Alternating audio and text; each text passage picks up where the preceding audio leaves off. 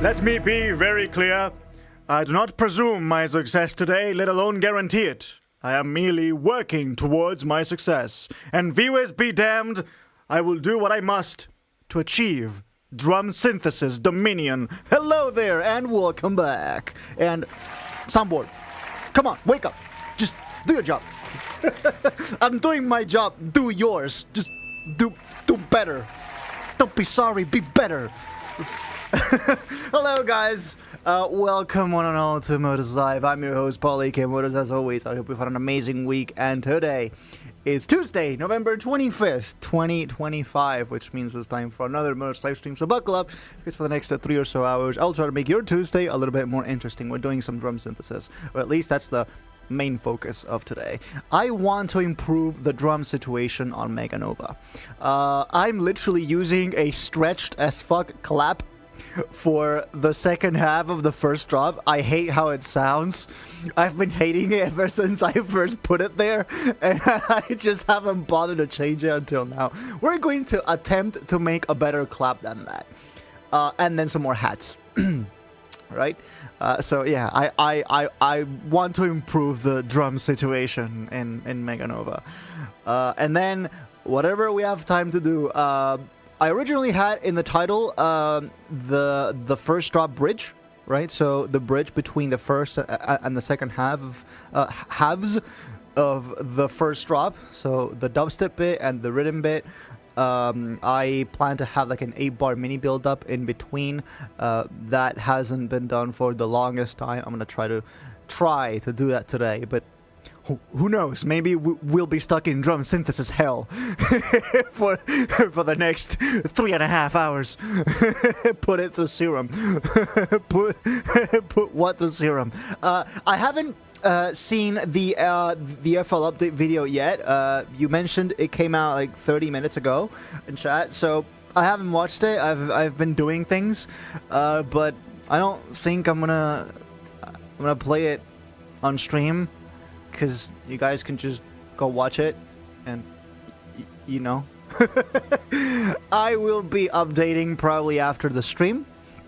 I have seen the changelog, I have seen the beta manual, so I have seen the new plugins and all the new features. It's looking really cool. The threaded sample load, hopefully that does improve load times, although most of my project load times goes to Fruity Wrapper, loading all those contacts. The samples don't actually take that long to load, right? Paul reacts to FL Studio video on stream. Yeah, it's like an XQC type reaction, right? Just where I don't actually react at all. I just watch it and then move on with my life. That's not a reaction. That's just stealing content. Sorry, I can't see anything because of the internet. The stream is loading forever. I guess. Bye, Lucas. Sorry you couldn't sort your internet situation. So yeah. To those of you in chat who are mentioning the 7Cs edition of FL Studio, please do not. Please save up. And please buy the real thing. That comes from someone who used to use the 7Cs edition of FL Studio. And I bought it many, many years ago. And I'm really happy about my purchase. I'm really happy that I got to support the devs of this insane program that has so many cool things. And that I use as my daily work tool, and that I probably have more hours spent on than any game on Steam combined. I have like 1,500 hours on Dead by Daylight from way back in the day. Well, I probably have 5 times that, or like 50 times that on FL Studio. I spend entire weeks on that thing. Paul Death stare for 7 minutes. Yes, just stare at a screen for the entire video, and then we put that on the upcoming Out of Context compilation. By the way, Jarrett sent me an update. Jarrett sent me an updated version of the Out of Context compilation, and boy, you guys are not fucking ready. It's only about 5 to 6 minutes. It's only gonna be about 5 to 6 minutes, but boy, it's absolute cinema. It's so good. So yeah, guys, let's get to some drum synthesis, shall we? How many proto coins to squeeze your chubby cheeks person? Cobalt Core, hello. That's a question. Well, as many proto coins as it takes to warp across time and space to reach my bedroom somehow, and then say, Paul, under your bed. Oh, no way, bro. What? Oh my god, you're petting my curtain. A guy was trying to justify parroting FL Studio by saying that the price is too inaccessible until I told him that people buy it because they plan on getting a return on investment. Usually, first of all, that. Second, it's not even too inaccessible. What do you mean? What are the chances that that same guy has been paying for a Netflix subscription for like 10 years now? What are the chances that this guy is paying for Adobe Creative Cloud? What are the chances that this guy is paying for Disney Plus? That this guy has a Nintendo Switch 2 with the Switch Online subscription? What are the chances? And then those people are the same people that say, oh, it's just the price is too steep. Like, dude, it's a one-time purchase. And it's not even like Ableton where you have to pay for major upgrades. You get all the major upgrades for free, forever. You just have to pay them once. That's it. Is that a new concept? Is that ownership? Oh my god! I get to own what I buy? No way, bro! I've never heard of that before! Holy shit!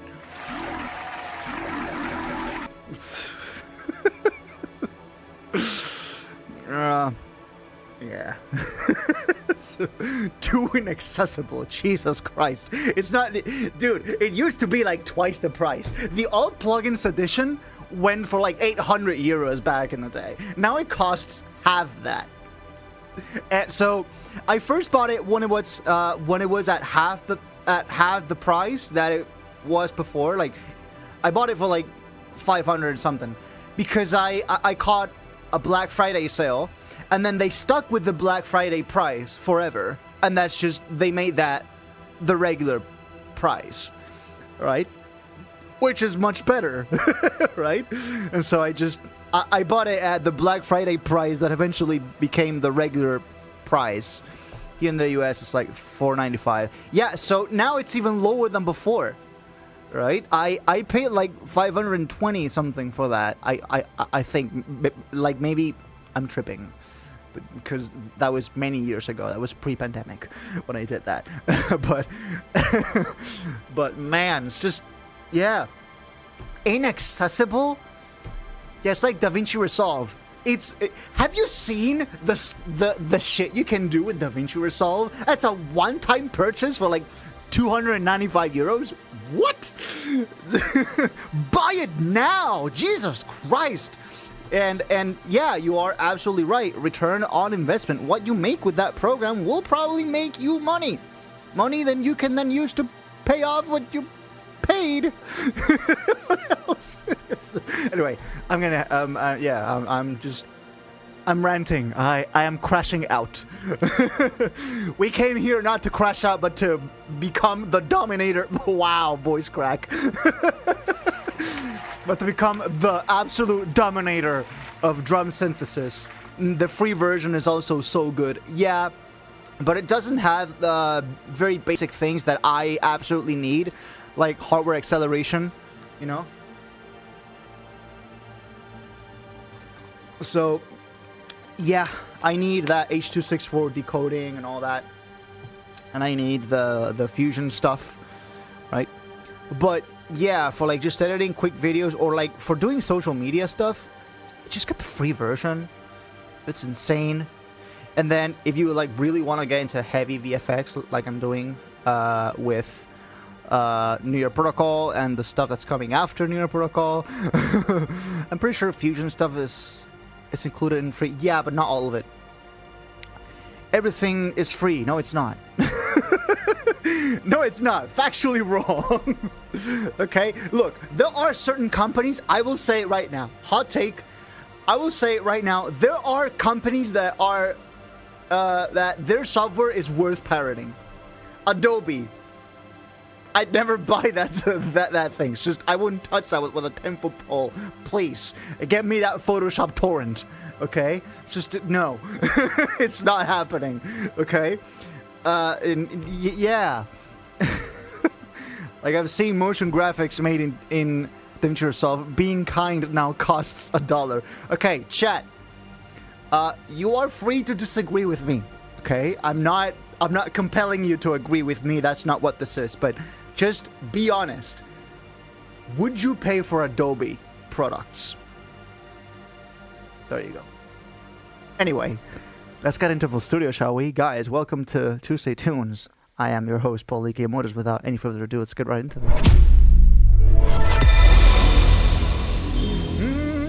Animations are changing next year.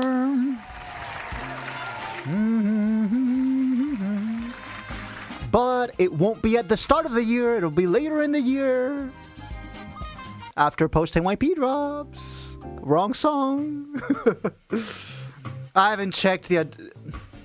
You can't even buy it you can't even get it as a permanent license now. It has to be a subscription. And then, well, first of all, it's very expensive. It's way too expensive. There's lots of dark patterns in their website. And if you don't prepare for it, you can be hit. So say you're paying for an annual subscription that's billed monthly. Okay, so every month you're charged. But say you want to pull out of that subscription halfway into the year, right? Well, Adobe hits you with a cancellation fee that's like in the very fine print of the contract, which forces you. So if you want to pull out halfway through, you have to pay 50% of the rest of your subscription, of the rest of what you would have to pay if you stayed for the whole year as a cancellation fee. And yeah, like Cobalt just said, there's an alternative to doing this, and that is you can just tell your bank to add that company, Adobe. You can add them to like the bank's or like your card's blacklist, right? So Adobe cannot charge your card anymore. That, or you can make a virtual card. Right? So you can make a virtual card, or you can tell your bank to add Adobe to their blacklist. So they can't charge your card, all right? And so you just pull out automatically. Is that legal though? No, because they're getting sued out the wazoo for it. I know that for sure. Guys, welcome to Full Studio. Once again, we're now looking at Meganova. Jump up now. So yeah, exactly as we left it off last week, because I've been working on other stuff. Yeah. Just, I want to do some drum synthesis for this. We're probably not going to touch the song itself until later in the stream, if at all. I have no idea how long it's going to take us. But yeah, I just thought I'd play the thing. What we have of it so far is it's just bits and pieces, okay?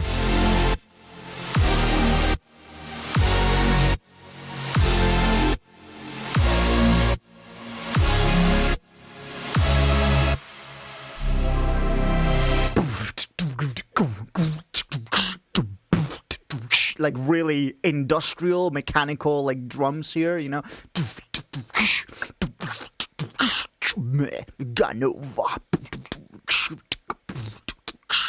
The key of this track is F, right? It's an F, but there are some tiny modulations in there, you know. A star nuke. What happens if you were to nuke a star? Well, this is the sound you get. With the stop with the pops on my headphones, please. We did this whole sound on stream, by the way.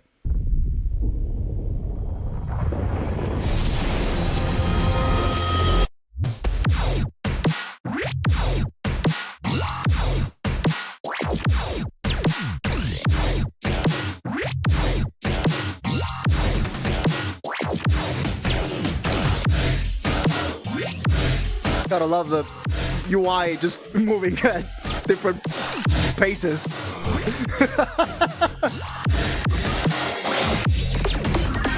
This is the bridge that I intended to build today. But the drum synthesis takes priority. Yes, screen tearing. But it only happens on FL Studio. It literally doesn't happen anywhere else. It's just it's just the FL UI. Drums hitting so hard they can't stay still on the timeline. This is the vocals though.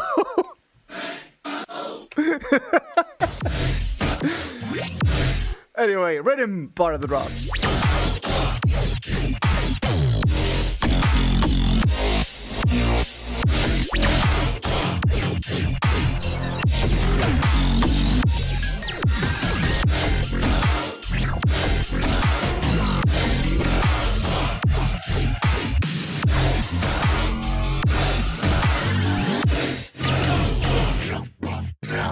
Bam, bam, bam. Gotta love this like Kim Possible reference.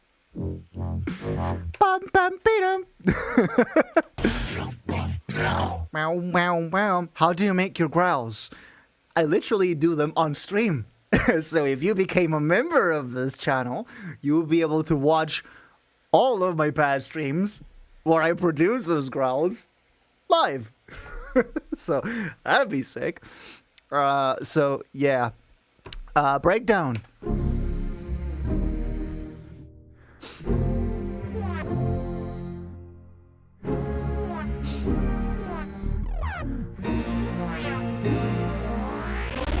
Oh boy, no! No!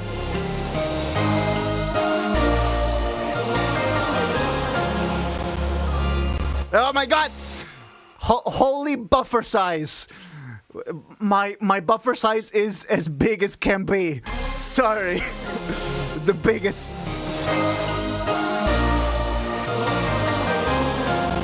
Oh.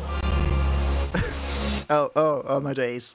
Okay, holy CPU moment. This only happens when I'm streaming, I swear. I promise. I stopped streaming, this all plays fine. This is OBS's fault. How much RAM do you have? Yes. I'm not too happy with this in hindsight. I might just switch some of the growl movements around.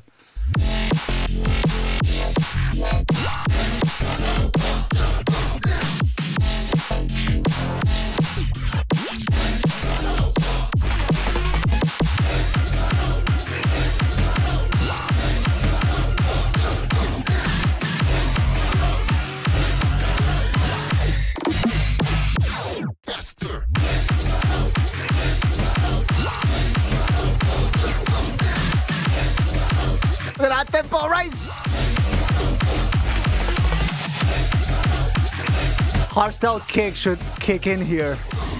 We could just do that on the stream as well. We could do like a really heavy Kong. Like that, but even heavier. Like, you know, like that type of just speak chord type shit. 21 gigs of RAM being used out of 64.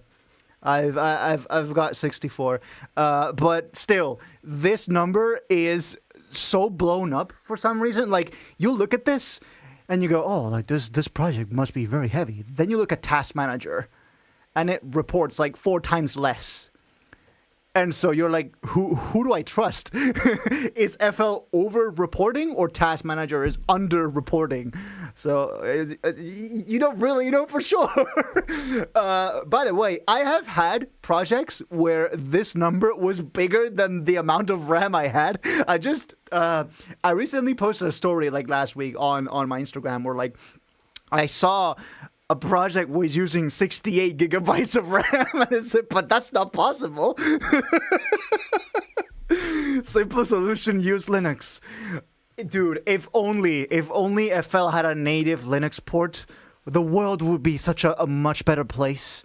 But then I recently realized that even if FL had a native port for Linux, Cinema 4D would still be a problem because there is no Cinema 4D alternative to Linux. Well, there is Blender, but I've already stated how much I don't like Blender because I cannot wrap my head around the node based workflow situation.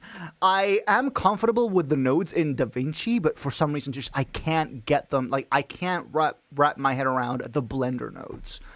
Just it's so foreign to me. The like structure of how C4D works is fundamentally different to that of Blender. It's just like it's like me with FL versus Ableton. It's like I go to pick up Ableton and I'm like, but. So yeah, and the Blender is easy.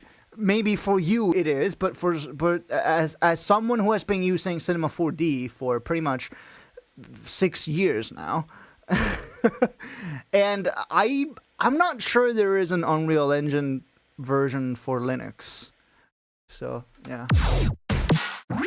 In any case, until the Linux, until the proverbial Linux FL port comes out, which it's probably not going to happen anytime soon, you know, I'm stuck with Windows, and all I have to do is debloat Windows on every install, and you do get like a pretty clean install that, for the most part, just leaves you alone, you know.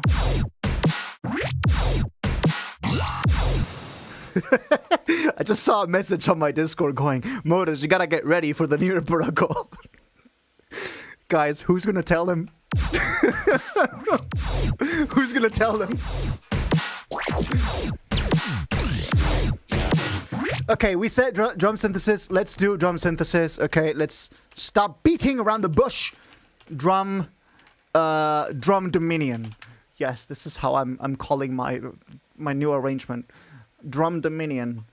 I hope to achieve drum mastery on a level that you have never seen before. Probably not gonna happen today. So let's make a snare, and let's put the serum somewhere in there. Okay, we have a couple free tracks there. Okay, so first of all, I want to make the main body the doof, doof, right? And that's just like a basic sine wave, and I gotta put it somewhere in there. Not there, definitely. Are we still on that mega till we nova? Yes, exactly. Absolutely and factually correct. Yeah, start beating those drums instead of that poor bush. Okay. So, main body. Boom.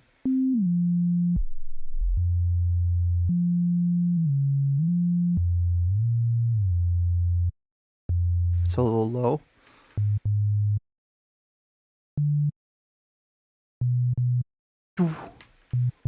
Doom.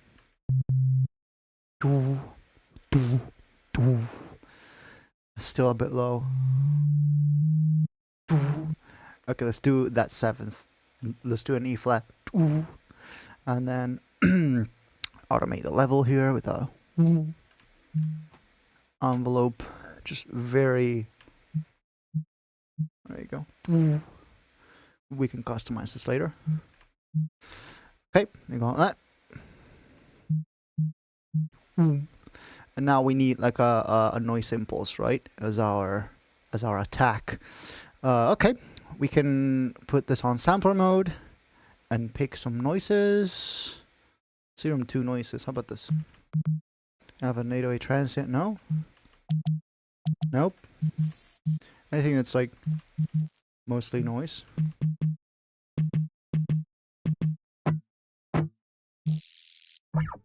Whew. Okay. We got some pink noise. And we're gonna automate this envelope and just put it.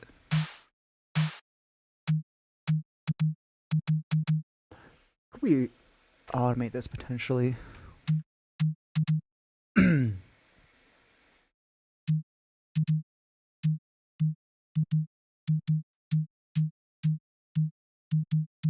Do you do the transit separately or the body? Oh, I got my answer. See, it's just most of these you can just find out by watching.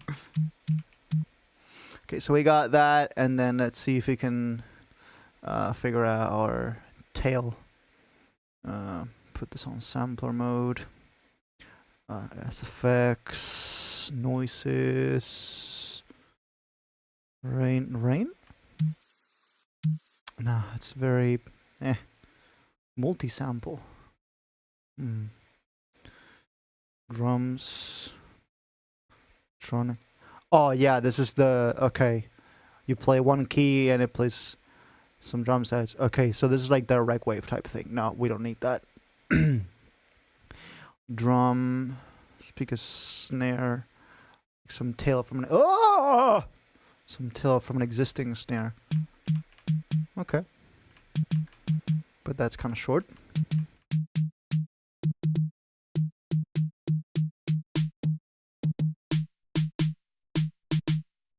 Okay, kind of 8080. It's pretty white noisy.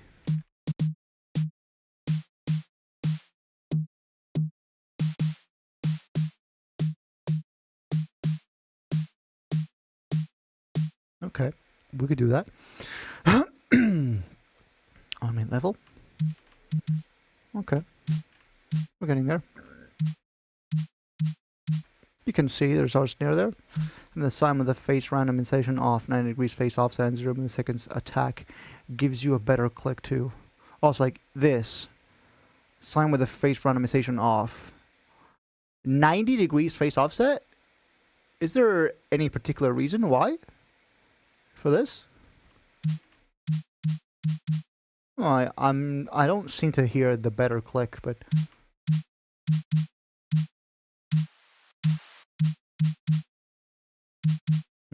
I'll have to take your word for it. Okay.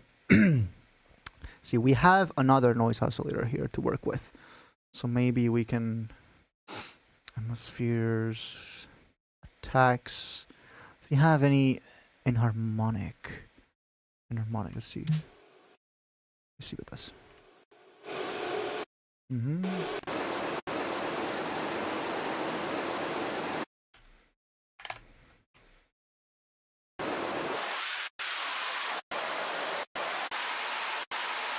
At 90 degrees, the sign starts at full scale instead of 0. Aha. So it clicks because of it not being at the 0 point. It makes like it makes a digital pop. And that, okay.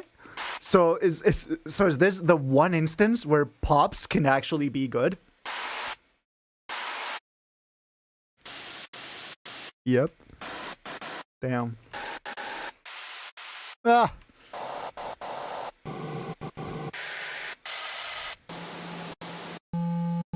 Bop.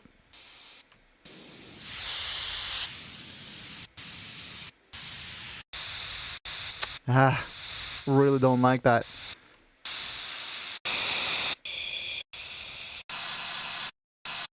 Okay.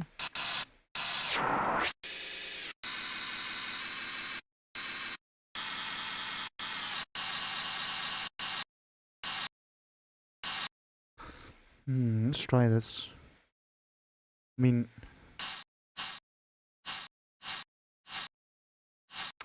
I don't like that. Well, that there's in the mid end there. That pop also gets kind of crazy once you feed the snare through distortion and wave shaping and stuff. Oh, I see. Not the breath sound.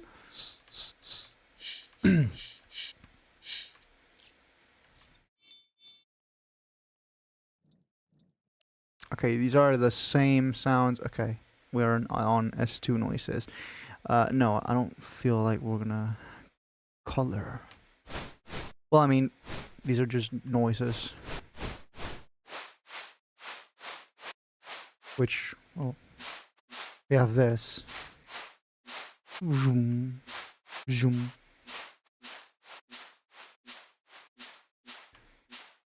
Yeah, okay, so we have the slightly brighter nature of the 909 snare, and then followed by the pink noise there. And yeah, let's make that a bit stereo.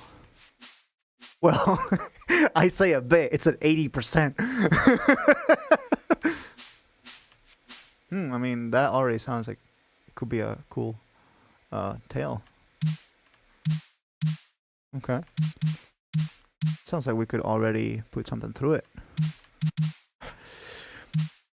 Do I like the attack though? I'm not too big on it now that I'm just gonna remove this. Oh yeah, no, that sounds better. Okay, the click mono, the doof mono. This thing. No, that's just detuned. And then some part of the tail be mono, the noise be stereo. It'll just be like just a touch more sugar. Empties the whole box. Yeah, no, it's like that one Silentify meme where he goes, where Silent goes, okay, so I'm just gonna like turn it up a little bit. And he goes all the way to the fucking.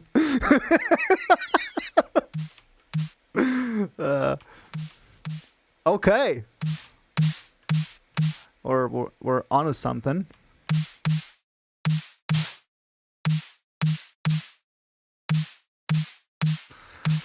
I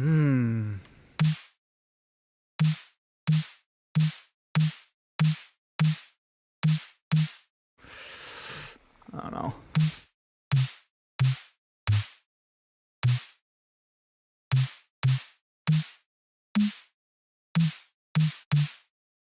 I think I'm gonna have to drive this one a little bit harder.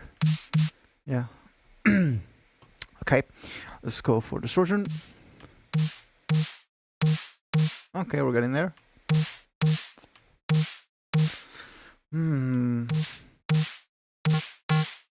Ah, yes, square transient.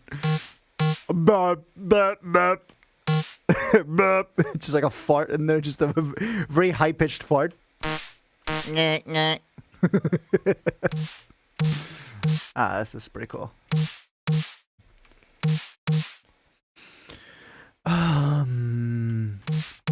I'm honestly inclined to do the body part on the to do the body part to do the sub part on the sub oscillator with the round rectified one, and just go same thing. Semitone +3. Oh, we can't change it here. Man, that's rough. Okay, here we go.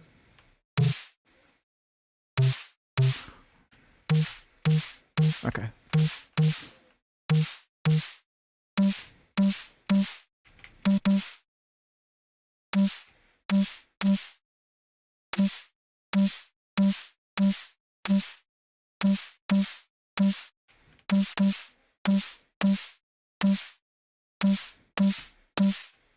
Oh, I see.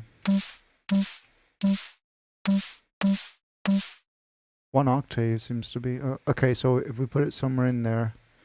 You don't need OTT or transit, just wave-shaped vocals. Ah, yes.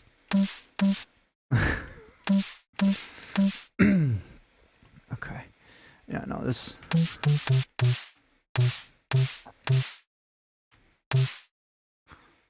And then I'm going to take advantage of this to put a pan on it. So, let me see.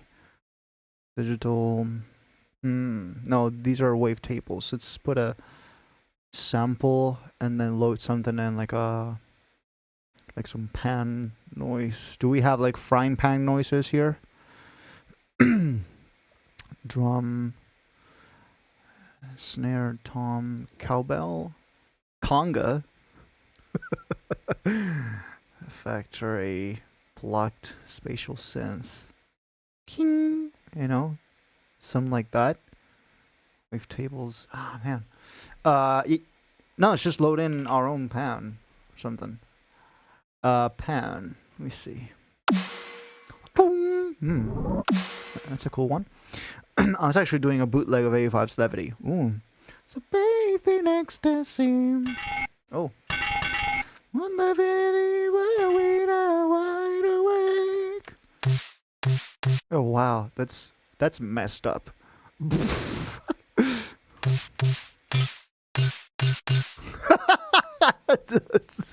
What if we put this on like a like a granular thing? Wait, I need to hear this. Okay. What is happening?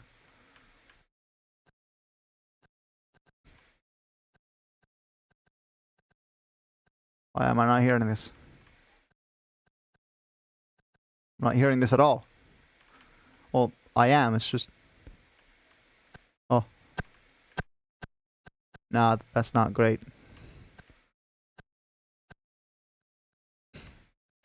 By the way, it's always playing at the same pitch. Something's gone very wrong there. Oh! I believe these are the pans we use for Codename Pablo. Dun din dun dum bow bow. What?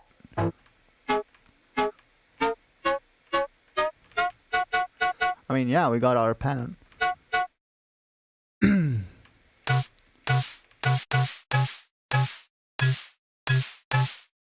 I just don't like how it's being driven into the distortion as well.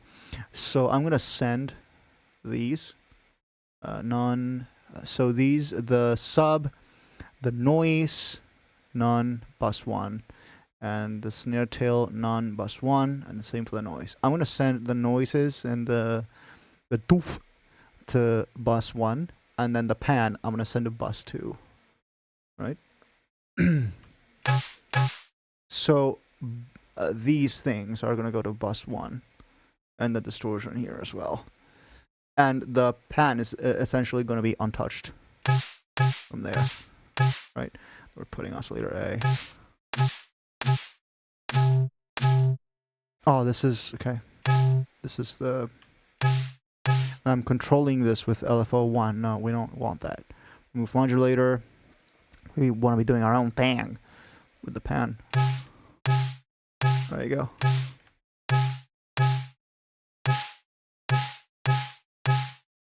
Something like that.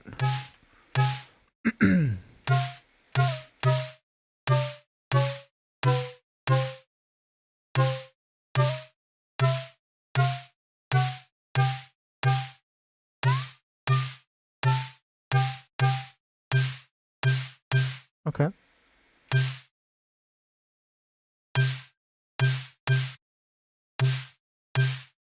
Yeah, just a teeny bit.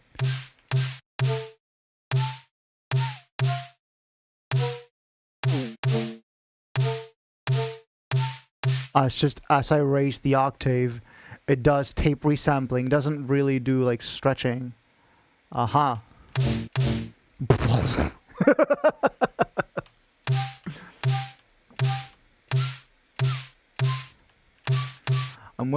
I'm inclined to detune this a bunch. Oh, interesting.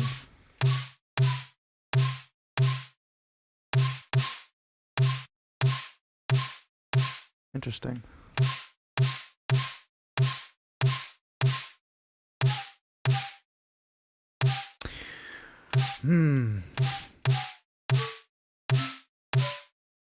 Ooh. We're doing some drum synthesis. Oh.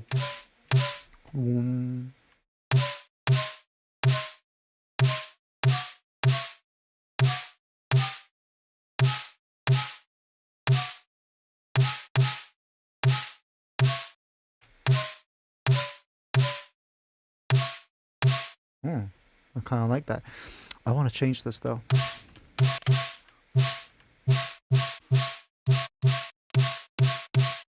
Do we have a sample drum? Pick something else here. Snare. What is this?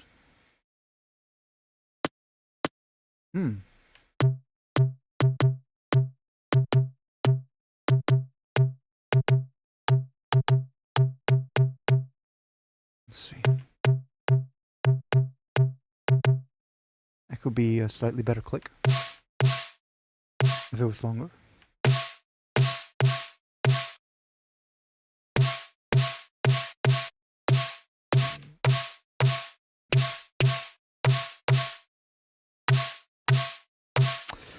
Yeah, I can't seem to find it. I can't seem to find the right amount of, you know?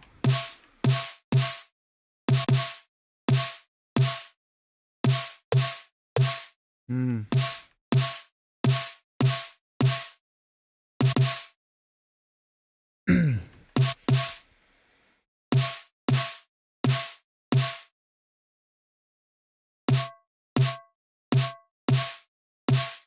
The noise, I'd like it to be.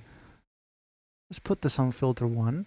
Only this, and maybe I can throw like a slight comb on this. Let me test this. Oh. Oh.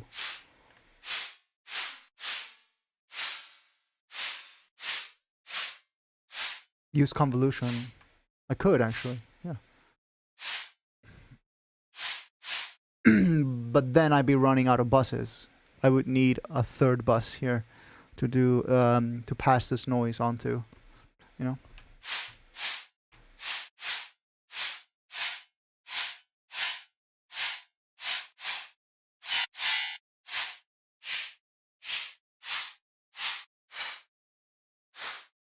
Let's try the reverb filter. I had a reverb filter here.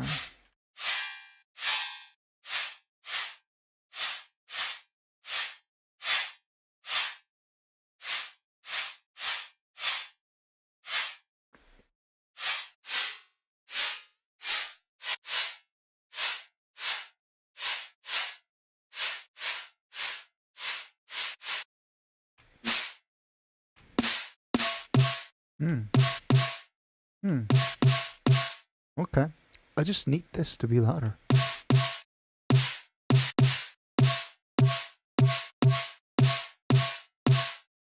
This one to be louder, maybe higher pitched?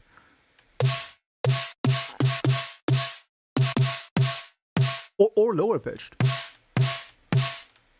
I think I'm getting there.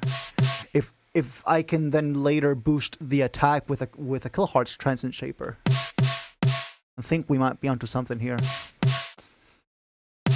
I love the boat on this, dude. It's so good. Okay. I think we might be onto something, yeah. The noise, though, I'd like it to be a little bit turned down, yeah. Maybe not so stereo?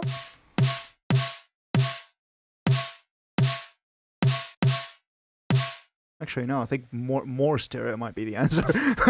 And then if we put filter 1 to filter 2, and then we did a high pass on just the noise oscillator. See that? Oh, yeah. I think this is the play. Oh,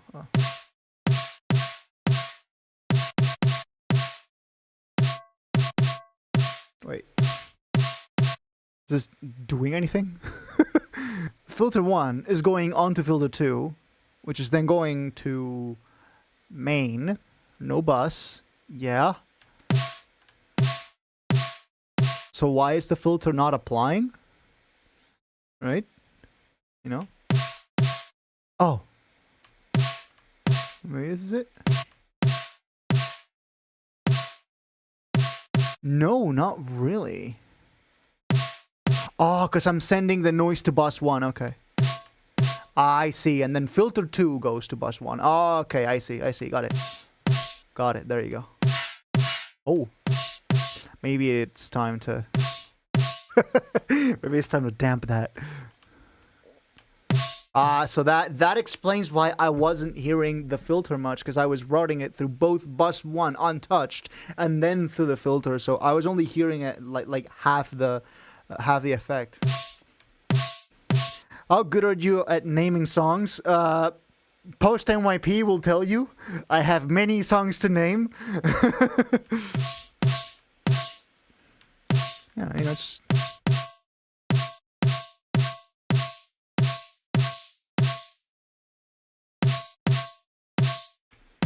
I just gotta find the right value.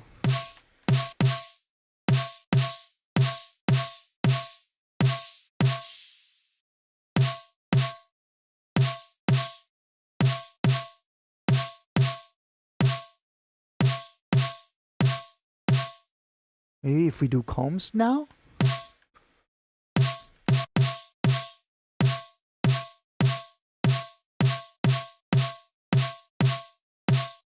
Okay.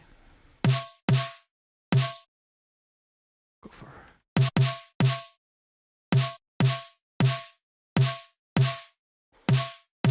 I'm kind of liking that a lot. Now we just need to compress this a lot more. Ah! Okay, maybe not that much. Ooh. Okay, we're getting somewhere. Fire snare, to be honest. Thank you. I think yeah, this has to be one of the better snares that I've made recently. Okay, no, that is officially too much distortion. Okay, so now let's take the processing outside of Serum, and the very first thing I want to do, Transient Shaper. Screw you, I'm exposing track names. No, not the track names.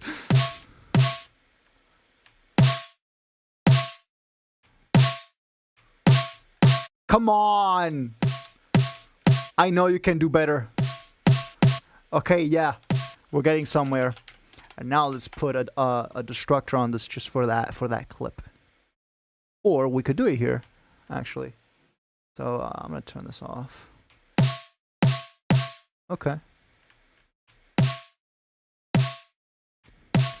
Wow, the plugins are not plugging. Okay. Put this up, dude. Just please, Rapper needs an update. I really hope that Rapper gets updated at some point. I like that a lot. About this now. It's just destroying the transient further. How about we try to TT this a bunch now? Ah, yes. Fire snare. Just let's turn off the OTT for now. Now it's off, okay. And I want to undo the clip.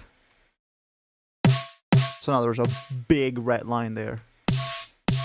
Okay, OTT handled that a little bit better.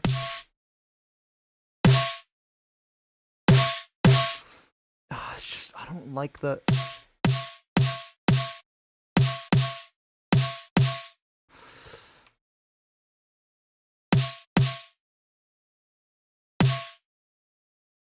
Oh, I see.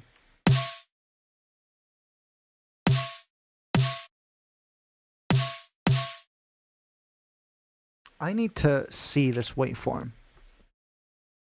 Why would Rapper need to be updated? Because, dude, you open a plugin and it's like 3 FPS. It's a PowerPoint slideshow. And I know it's not my computer. I've got a fucking 4090 in here. It's not. That shouldn't be possible. Wow, that's a snare, right? Well, would you look at that? Let's examine this up closelier and personalier. So we got quite a peak there, right? I think we should be normalizing that. And then maybe we could make that peak just a little longer, right? So let's try that. So let's go back here, and this is...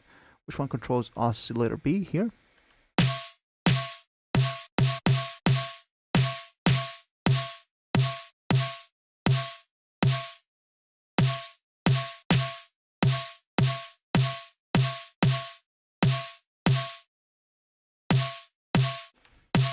I kind of like that a little bit more. Yeah.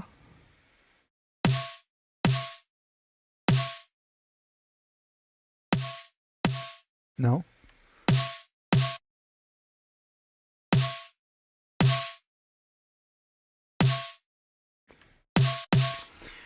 I like how when I search up Fruity Wrapper, there's a video with a thumbnail saying how to use Fruity Wrapper, and then there's just a lady in a suit next to that text as if this was legal advice.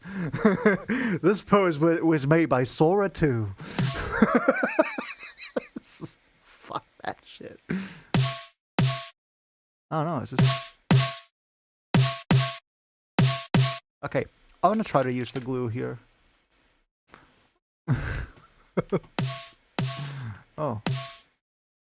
Okay, well, there's a lot of things happening here. I should turn this down. So there's less of an effect there.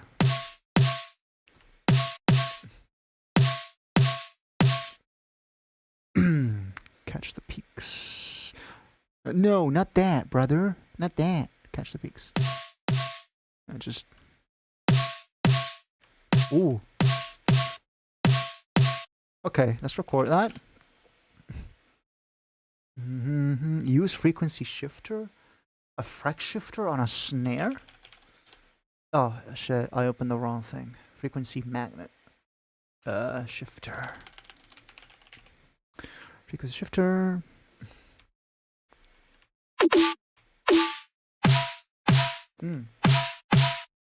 It's just, it makes the transient a little bit more blurred out, but I kind of like the sound. I like the sound that it makes after the blur transient. It's actually kind of cool. And then you can make stuff stereo out of that. Yeah. You can automate it in before the OTT. No, I like it after. Oh shit, it's because it didn't close the frequency magnet, but I thought I replaced it and I put it after. So it's being put, so in reality, this is the frequency magnet that's doing the thing. Wait.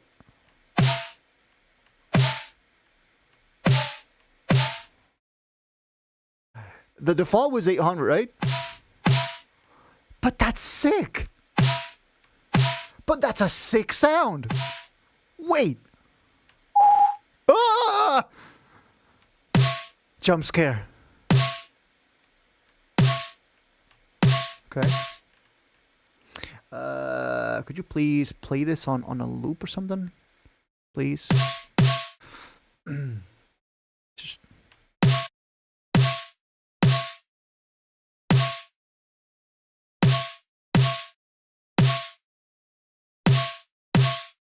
Oh. I see. So it's really this value, right? Oh! Oh, that's so interesting! Frequency magnet. So it wasn't even the shifter that did it.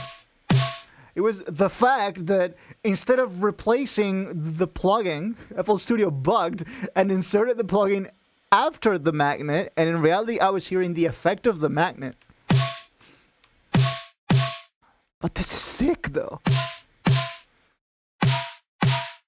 No. I kind of like the slightly higher pan. Oh, that's so tonal. Boo, boo. Oh, that's so sick. Okay. Oh, pass face. Oh, boy. Oh, we're doing it. FL Studio is giving you what you need, just not what you want. Yeah, that's a good way to put it. Oh, that's so cool. Okay, multi-band delay. This is it's for the shits and giggles. There's probably nothing good's gonna come out of this one. I just like trying this on everything. Wow. Nice, nice holographic fly on the wall. Wow! The 2089 snare. What?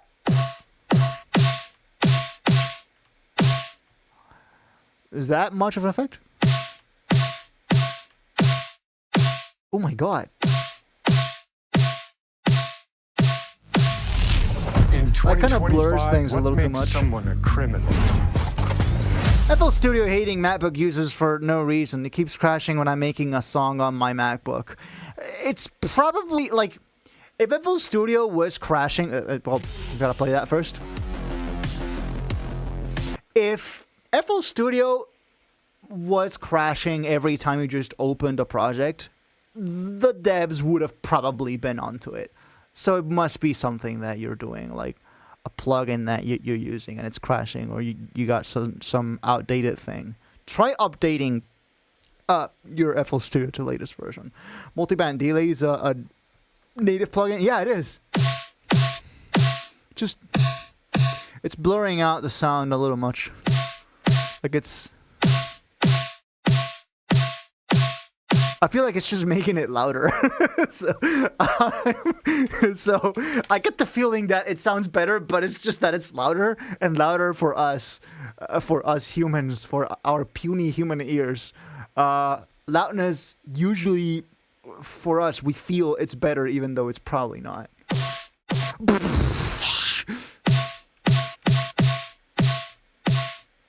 Yeah, so I'm gonna have to remove that initial slapback that it has. Use linear face mode. That's gonna cause even more pre-ringing, probably. So I just got rid of it, but here it goes again. Right.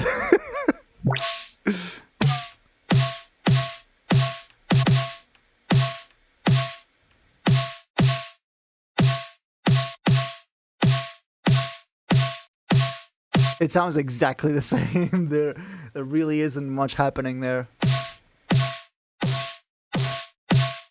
At that point, I'm just destroying the transients there. But I try a Saturn on this. All right, Geodry, bye. No, it keeps destroying that. What if at the end of all this, I throw another transient shaper? A transient processor on the native FL one, sure, why not? Saturn, you can go away now.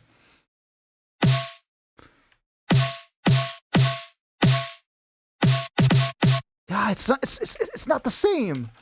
It's not as good. You know, it's not as good. Yo, are you there? Rate my snare. It's pretty good, huh? You would want to use the snare.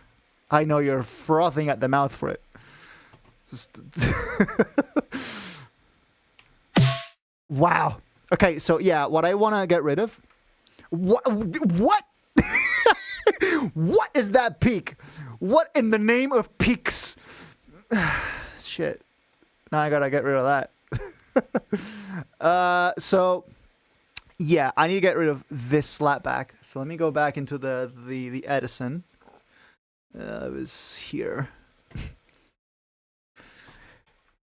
Okay, this is when the attack starts, right? And just everything before that, gone, reduced to atoms. I used the stones to destroy the stones. And there's our snare brothers and sisters of the realm beyond. Okay, now we have to try to process this a little better. Why do I got the buses up here at the top? Jesus. Delete. But not my sample. Delete. Yes. Yes! Delete! No, I don't want to reset the associated mixer tracks. Just no, don't just delete this. Okay. And then don't reset the tracks. Oh my god, what is happening? Okay. And then if I go back to this, the drums are still there, right? Yeah, okay, cool. Okay, we're back in business. We got a snare, bros. Like, ah! What in the name of brightness? What in the high end is this? Delete. Oh, mistype. Skill issue. God, this is so cool. What a cool snare. I love this.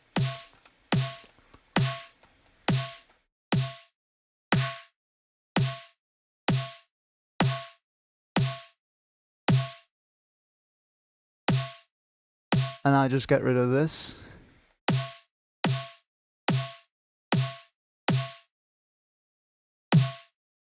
Oh! What? Delete this. What is happening? Okay. Phasing stuffs. I see. Oh. I'm seeing face. the effects of phase live. What the fuck is that snare? I know, right? It's so cool. It's so sick. And I'm just in the process of finalizing our beautiful snare. You can see, I can see the phase. What? That's so cool. Okay, I need to see it in track meter just to make sure that I'm not, you know. And then I'm gonna throw a limiter on the snare. I'm gonna throw the invisible limiter G3 on the snare, on this bad boy. Jesus, just F12. Jesus Christ, shouldn't be this hard. FL Studio, just the rapper. Just God damn it, plugin rapper. Give me something to work with. Just, I'm your friend. Oh, here. Okay, so now we have that sample. And we are seeing that we have a pesky peak. Let's throw a G3 in here. And let's limit that son of a snare. Yeah! Yeah! Oh no, that's too much. Just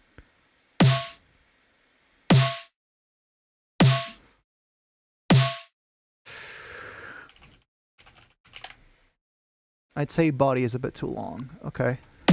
We can fix that.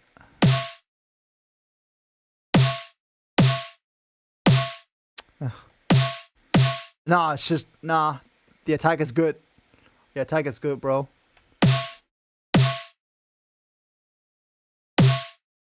So now I can just do this and automate the body.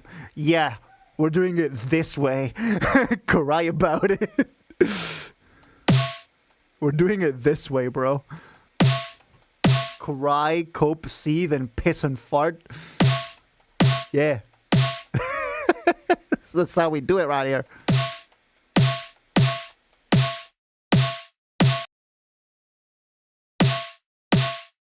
Yeah.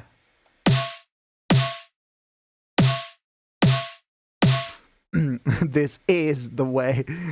When you are the way. Oh, maybe it's just...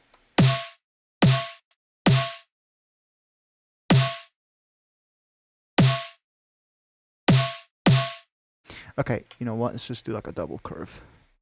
There you go. Will probably be easier that way.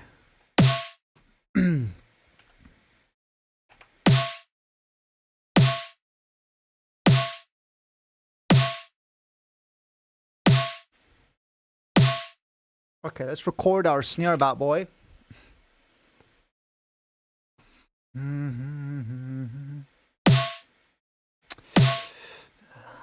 Oh, I'm recording after, no, before the limiter.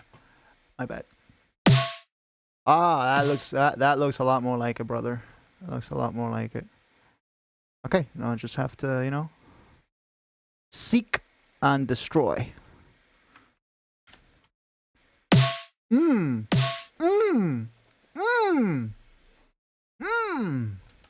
I can taste the snare. Okay, and how about... Wow!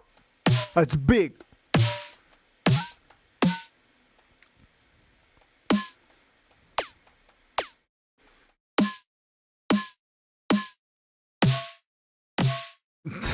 the double transients. What? I don't know. Ring modulation?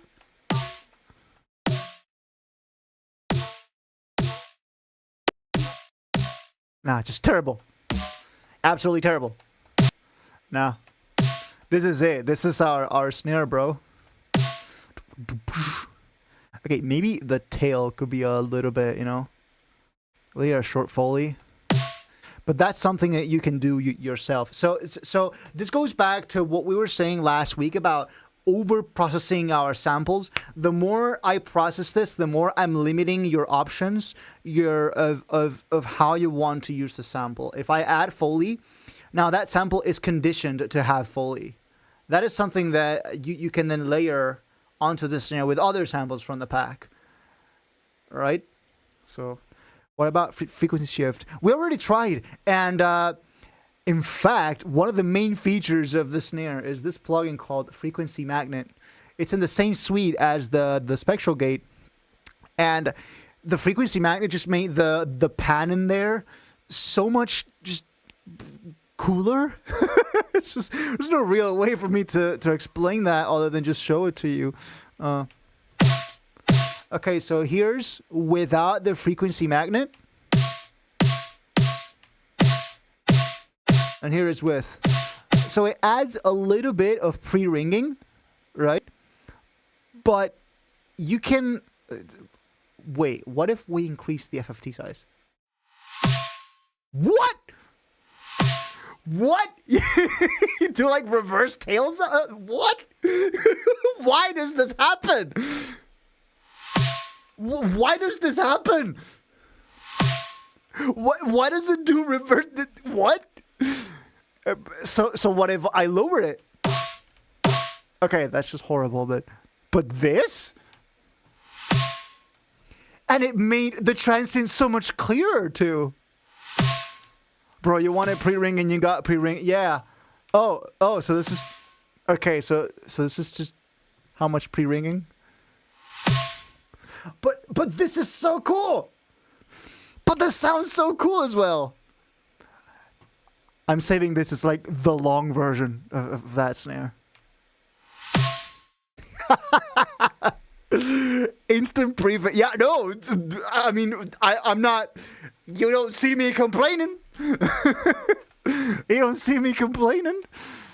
Oh, it's centered too. What? This is black magic. Paul, please keep it together. Oh, now this is very loud. Wow, dude. Shut up. Shut up. Shut up, dude. Okay. I just need to readjust the loudness here just in case I'm overprocessing the thing here.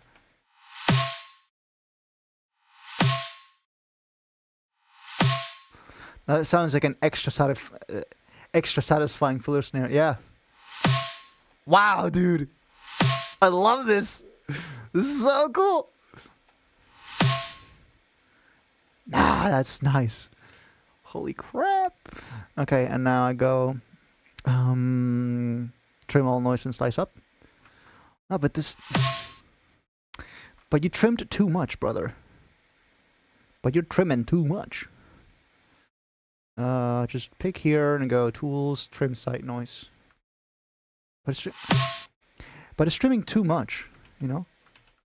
I'm just gonna have to just manually go in there and look and see where the samples start to sample. Okay. Just please give me more than 3 FPS at full studio. Jesus Christ. Okay. So around here, and then somewhere in here. Okay, I'll just do that. Do Control F on the first few milliseconds, so it does a fade in, and then around here, delete, and then Alt F here for the fade out. We got ourselves a snare. Look at that. Actually, this might be a good time to time it. You know. Okay, so you know what? I'm actually gonna send the whole thing onto the playlist and just time it to like 150 BPM or something like that.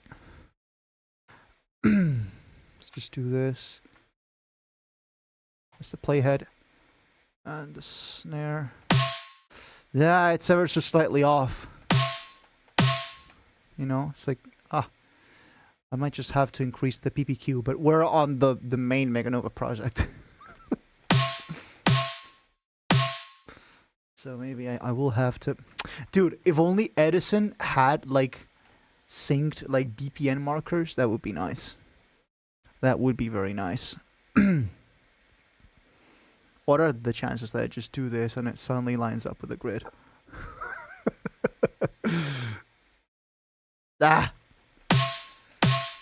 Good enough. Okay. Or it's just, I don't know. I really want to get this right. I really want to get it lined up, you know? Just, so you know what? I'm just going to do this. So that's perfectly lined up. And then the opposite bit, this is galaxy brain stuff. It's just, and just the other bit. There you go. And now we line those up. There you go. And now it's perfectly balanced as all things should be. There you go. Now it's perfectly lined up to the grid. Just cut the silence, then pre-fade. There you go. Okay. So this is the long one, and this is the normal one. Wow. Ooh, that one's and then this is. This one's slightly higher pitched. But yeah, it just gives you two different sounds. Why not? Well, let's export them.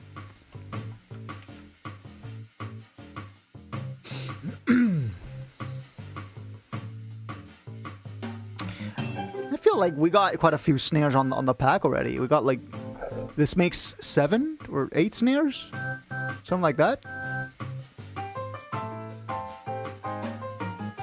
I know if I think Ultranova only has like 4 snares, something like that. So yeah, Meganova is already a pretty big upgrade. Snare 7 long. Export 24-bit. Blah, blah, blah, blah, blah, blah. Yeah, do it.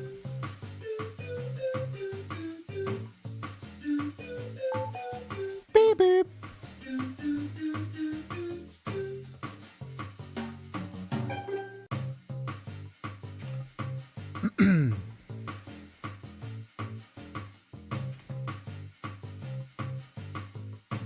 Okay. Samples, Nova, drums, snare 7 without the long. Okay.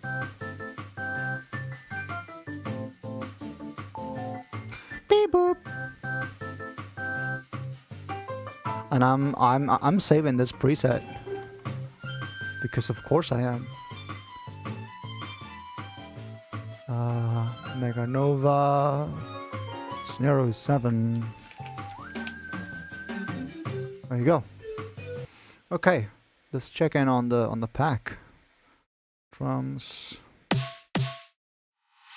That's sick. Okay, so the snare so far, that, oof, it's just supreme snare. The long version of that. This, I believe this is the codename chord snare. And then this one that we just made. Okay, we need a few more kicks because we've only got 2. And they're basically 2 versions of each other. So we'll just init preset this, okay? We'll just go init preset. We'll make a kick next, brother. I will also save the processing chain in here. Minus the Edison, of course. And minus the Edison. And this is snare 07 1, because this is the first track. And then there's another processing chain. Snare 07 2. Like step 2, you know? Okay. Like, it should feel like I am punching meat. I expect some incredibly meaty kicks. You never know. You never know. I mean, the all-pass phase is already giving me that sweet on the sine wave, that sweet click, but we're starting fresh. Okay, so what we need on the sub is just a very quick, right? It's just like a zap, but a really fast zap. Definitely not that. Just go matrix. Gotta adjust my posture. what? Goddamn, my posture is fucking horrible. It's the stuff of nightmares. Just please, Paul, just soften up. Jesus. Wow. Okay, this feels better. Wow. I just need to make that so much larger, so much longer, you know. Meow. What does all pass face do? It's basically the same as a kilohertz disperser. It does the same thing. An all pass filter just makes things like blurrier and more watery in practice. That's what it does. I just need to, first of all, find the range 64. There you go. or rather, if I just make it double that, and then the range can be, there you go. So it goes from minus 64 to, there you go. Set this to 0. And there's max range. So we got basically a whole range for a zap. And if we bump up the quality maybe.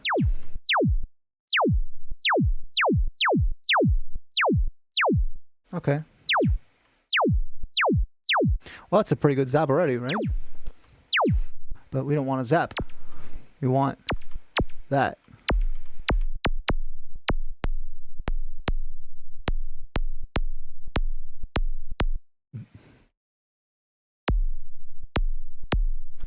I just need to find the correct frequency here. Something like that, right? I'm gonna... Can I copy this value here? Modulate? No. Dude, can I just do like Control C on this value? Like copy value and then paste value. Wouldn't that be sick? Or just, well, I could do this. And then set this to Hertz. There you go. Oh yeah, oh there you go. Well, we can choose between zap or kick. We got a zap / kick selector here. You use kick 3, I do not. I like my kicks raw, self-made. Because kick 3, well, it gives you like a series of presets and a bunch of clicks, and then you get to build a kick out of that. But it's not really yours, is it? Here you get to synthesize your own shit. Okay, so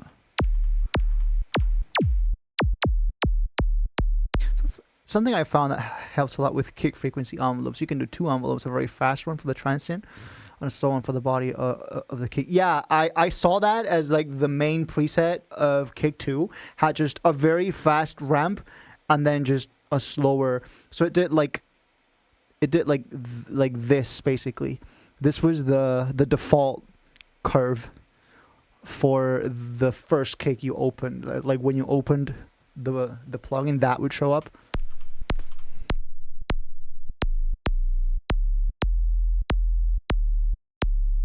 I'm not even sure what I'm tuning my kick to really.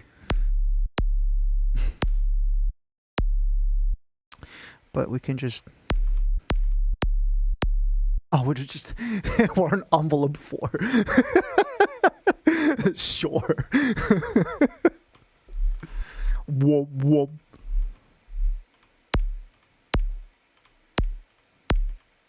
There you go.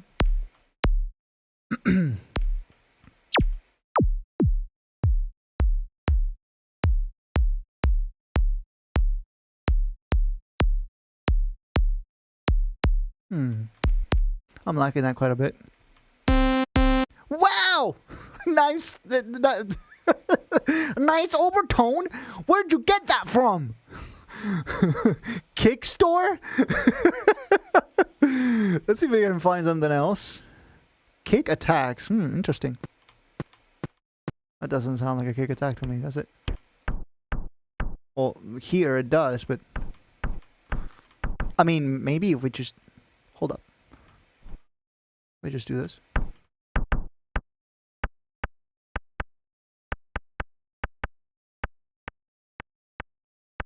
Yeah, then maybe, yeah.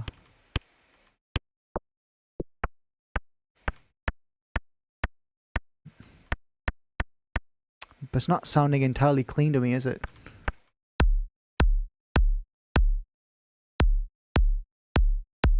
I mean, it's got a bit of charm, but yeah, there's an argument to be made. Okay. Yeah, it's just... You can definitely hear it.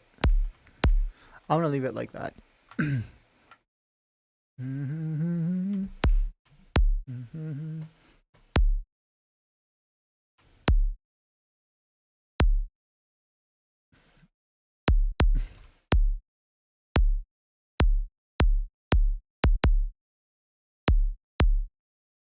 Oh.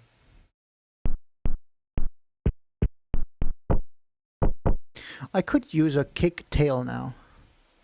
So let's pick some kick that this has. We got some Steve Duda kicks. Okay. That's a Steve Duda kick? That sounds strange. Oh.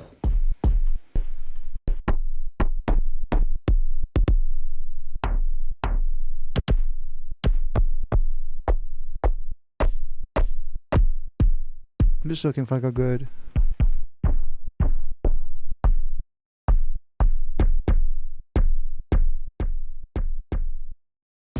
good first click.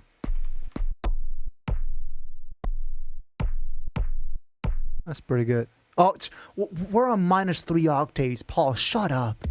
Stop. Why? Just... How have I not realized that?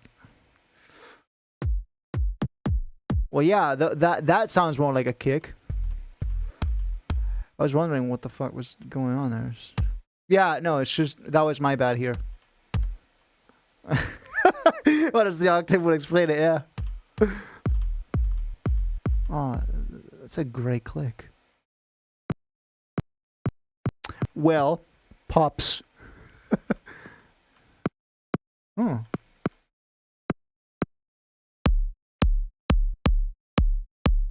Ooh. Okay. Okay. Definitely.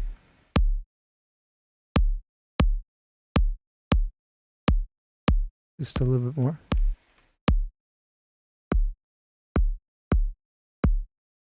Okay, give it just a bit of attack.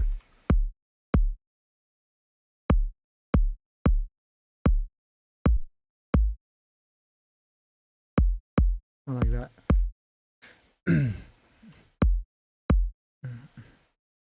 Let's try that. Don't open the wrong menus. Okay. Well, that's a kick. All right. That's a kick and a half. I mean, you heard it here first, lads. Modus knows how to make a kick. Just maybe don't distort it much. Yeah. I mean, that's already pretty cool.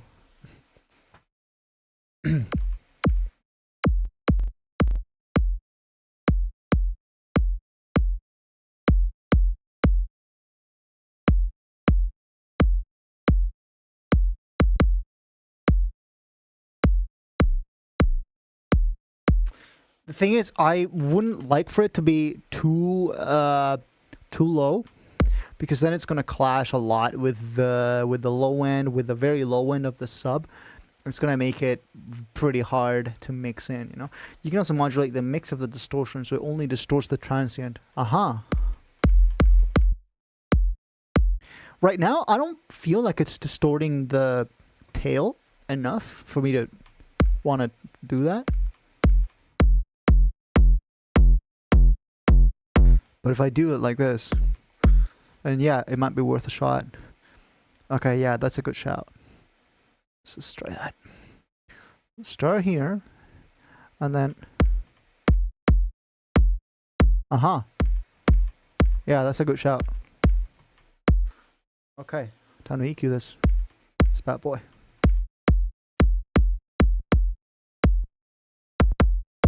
This has to go.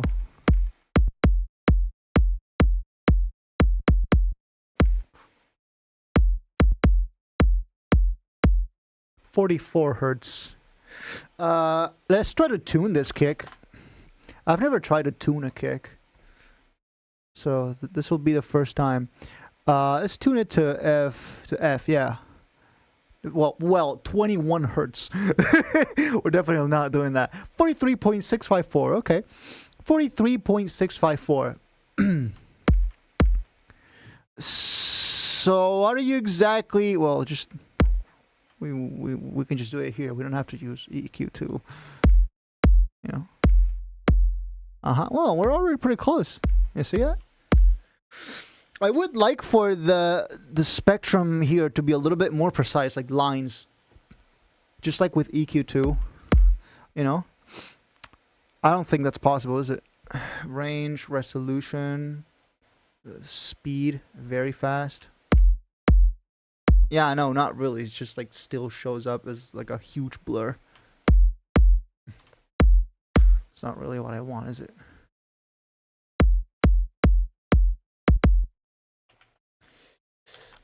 I want to see the individual frequencies that this has. Yeah, just like a straight line there, see? The fundamental here is at like 41, really. You see that? So in reality, I would need to pitch this up a little bit more.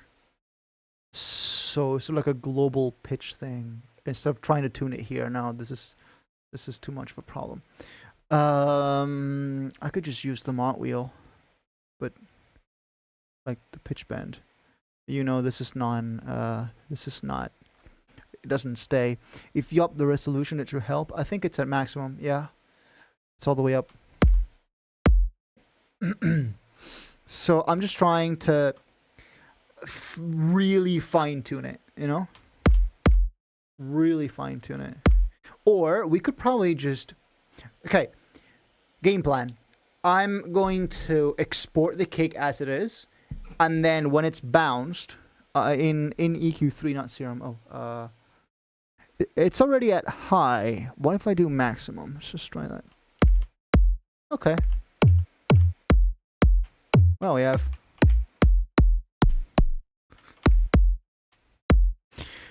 Well, yeah, it kind of works, but... I'm still getting this huge blur. This could be anywhere from like... from 55 to 30 is what this blur is showing up as, you see? Whereas in EQ2, I can see it much clearer that it's just a straight line at 43 to 42 to 41. See that? I mean, that already sounds an awful lot like F. So... Wow.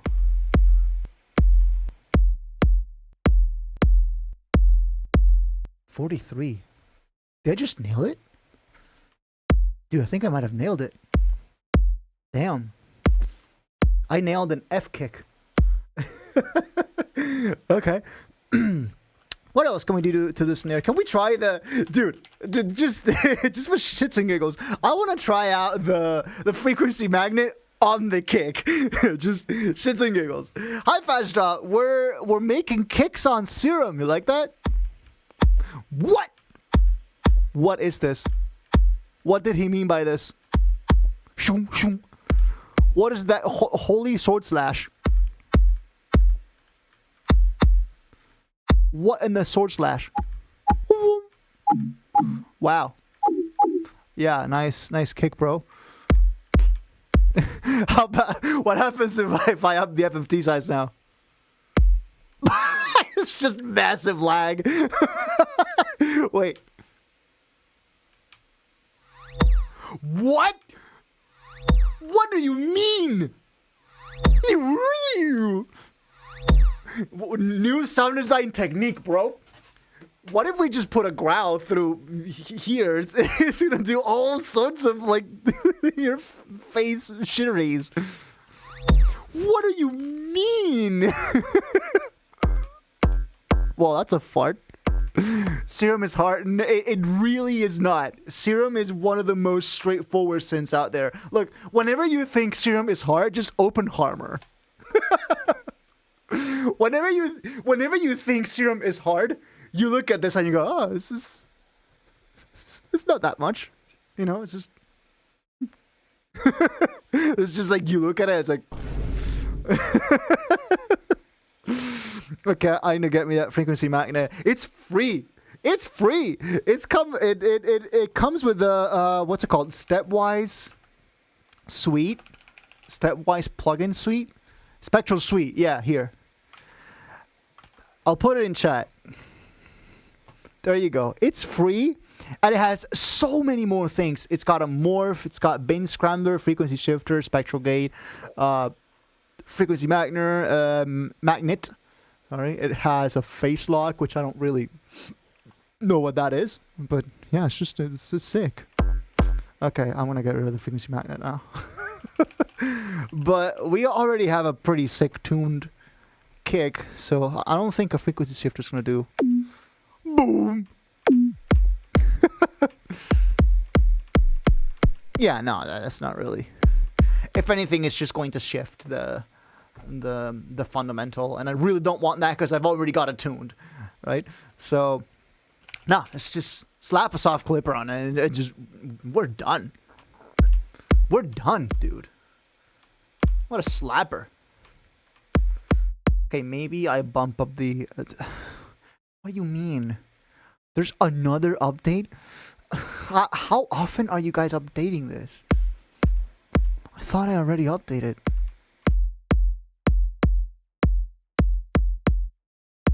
Okay, I need to make this shorter.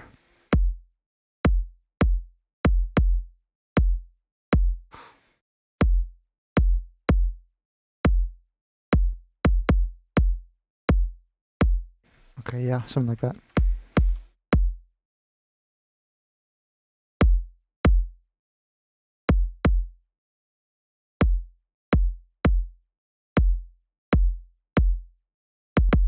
Yeah. Let's try out a destructor, but we're done here, dude. We have cooked.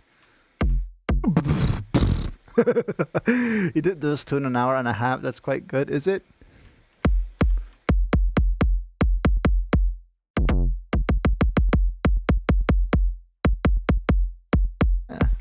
Yeah, it's all right. I like to call myself the slowest music producer alive, and in many aspects, I think I am quite worthy of that title. What is that shape though? Nah, we need to tame that. That's pretty bad. I need to. You know what? Let's just slap a limiter on this, like a G3 again. Okay. And let's put a track meter so I can see what I'm doing before I start recording on the Edison. So yeah, it's just for sound design, dude. I'm the slowest man alive. I am slower than just man. Well, to my standards, it's good, I guess. But for some other things like orchestral stuff, I've gotten pretty good and efficient at it. You know. Oh. Okay. Let's see. Visible limiter before track meter. Okay. Yeah. Show me. Show me. Show me. Show me. Whoa, that's a kick. Ah, looks a lot more like it. Let's go. Let's record that. Ah, it's just the just a little bit less. Yeah, something like that. Oh, that's a kick. Look at that. It's so clean. Look at that. It's just it's the side waves. Oh my god, it's so clean. Look at it. Oh my god. Okay. Zoom out. There you go. Nice. Out you go. Alt F, Control A. Whoop. Find the playlist. Holy shit. That's a kick. I mean, I'd like to use those drums in a song sometime. Okay, but now we gotta do the hats and the crashes. That I'm really afraid of, because I'm not great at those. And a clap. So I think I'm gonna start with a clap first to do like to like ease myself into it, and then I'll do the hats and the cymbals. We got a kick, bro. Make a unique sample. No, it's just fucking export. This is gonna be called. I'm calling this. Modus samples. Well, we don't have to call it anything. Just kick 3. And we gotta make more kicks, okay? But maybe I'll save them for some other time, because I really want to tackle the claps, the hats, and the crashes. That's like a weak point. Crashes and serum. Hopefully I don't have to beatbox the crashes. Hopefully I don't have to go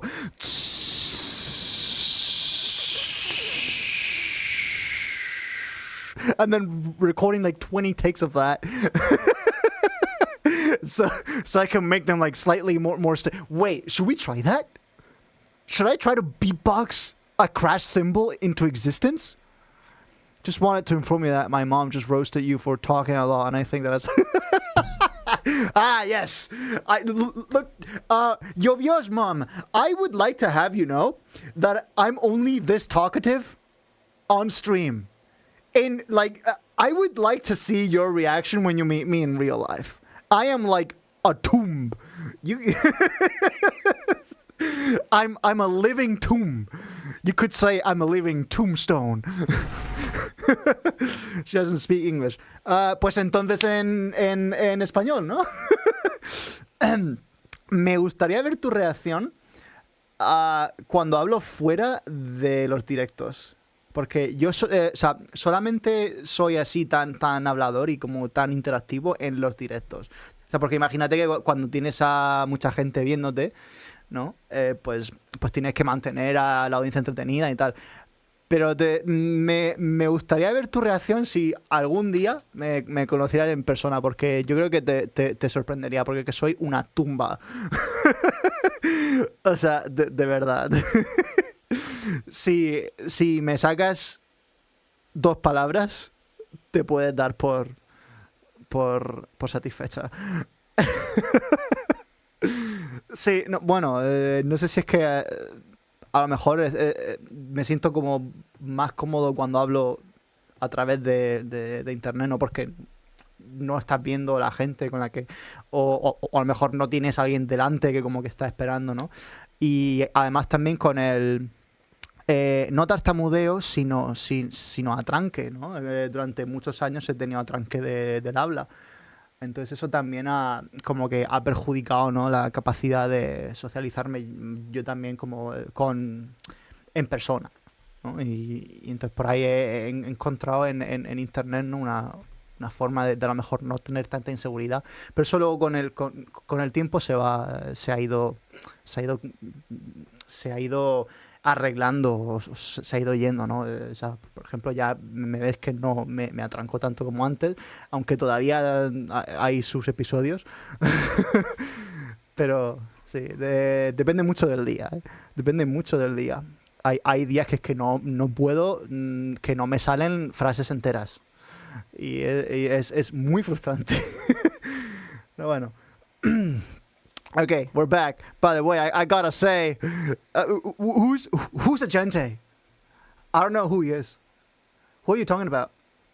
There is no Agente in this chat. There's no one named Agente. He's gone. He's like Darth Vader. Anakin Skywalker is dead. It's just Darth Vader now. Same thing. Same vibes. Okay, so this is Meganova Kick 3. Let's save this. Naturally. Otis, Meganova, Kick 3. Okay. And let's get to some snares. Yeah, who is that? No idea, bro. Okay. How to clap.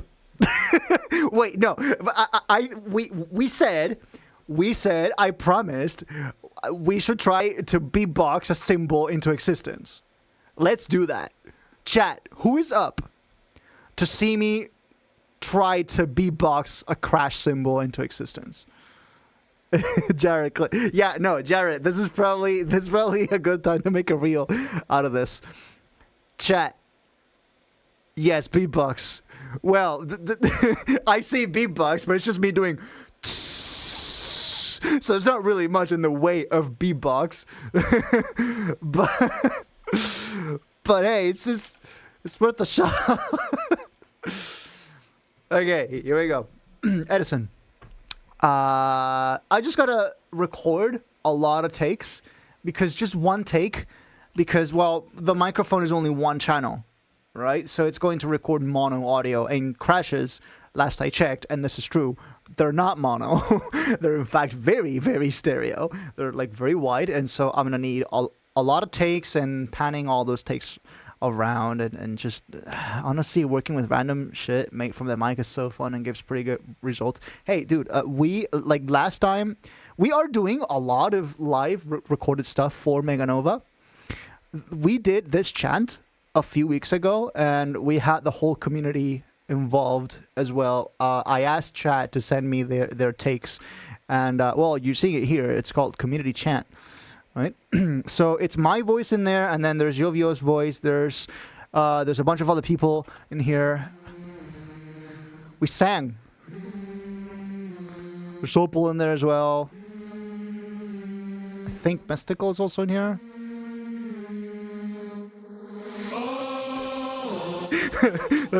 And there's the legendary, the iconic Bigfoot take. Oh! But hey, it works.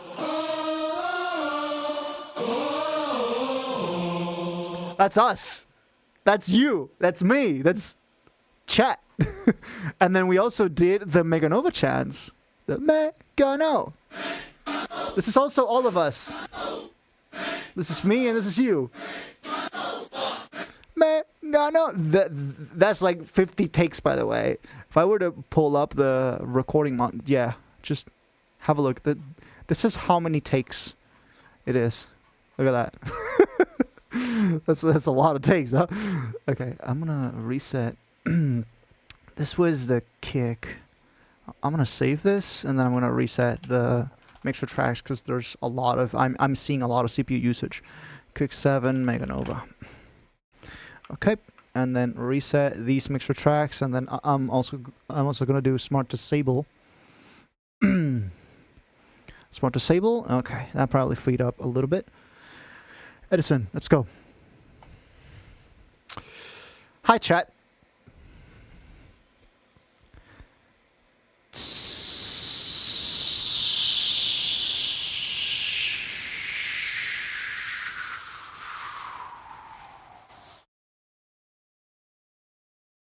Why am I rotating my head like this? Also, I sound like it.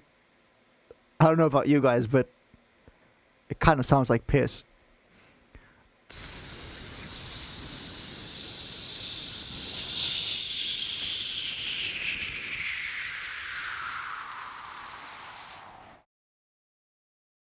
That sounds good? No, it doesn't.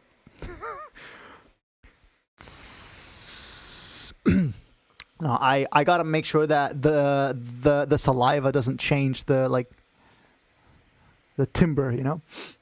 Maybe I should drink some water for this. Maybe I should hydrate.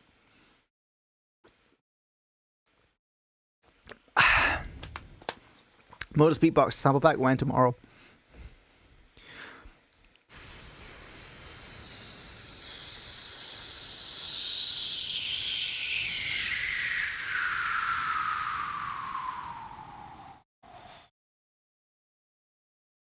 Yo, no, wait!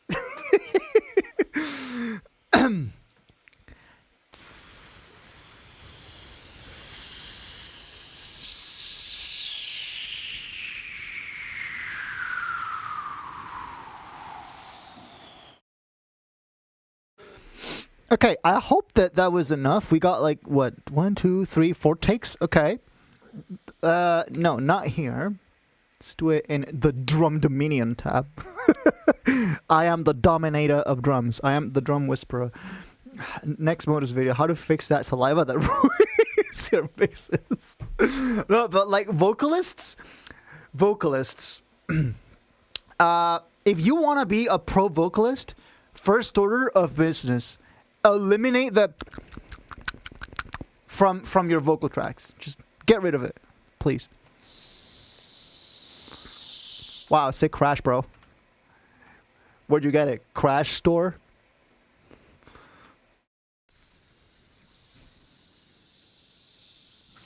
Hey, Jared, let's put that last one on the out of context compilation. What is it? 1 hour 49?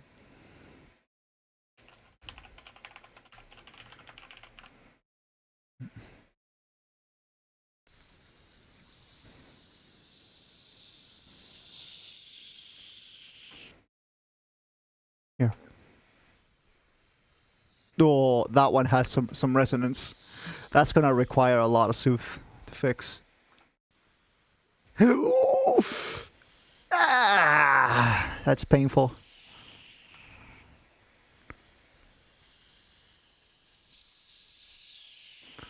Still, we'll find the way. We'll find the way. Zoom level. Oh, it's this one. This 2 sized up. Yeah. Well. Let's try this. And we gotta make each of them unique. Like so. And this one can stay where it is. And then we just, okay, 2 of them, harpan. The other 2, around 30%. Let it work its magic. Come on, 30, okay. Okay, that's too, wow. That's too much. I feel like I'm being told to shush from all directions.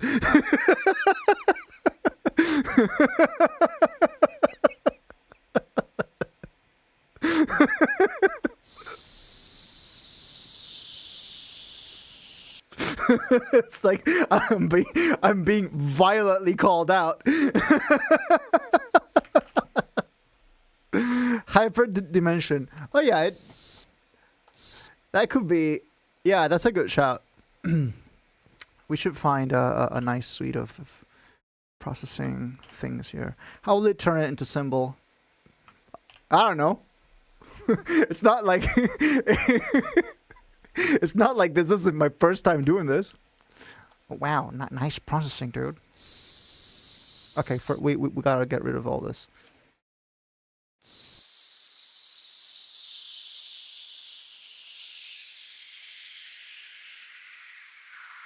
Oh wow.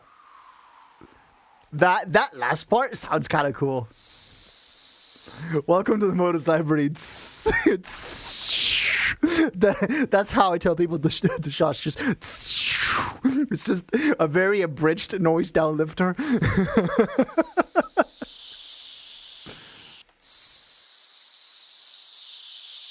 Okay, so reverb is gonna be our main one, right? Capital M Modus spotted. All right. Yeah, chorus as our first candidate. Actually, no, that doesn't work that well, honestly. I'm gonna try throwing a comb filter onto this. Filter. Miscellaneous combs. That should add some of the metallicness.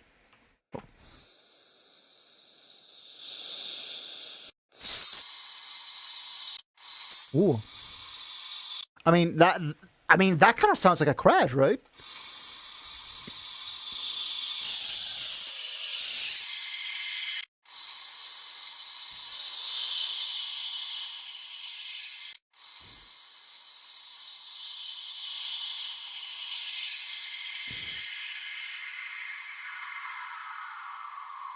Okay, now I just need to throw an imager in here because I'm seeing some weird whiteness shenanigans here.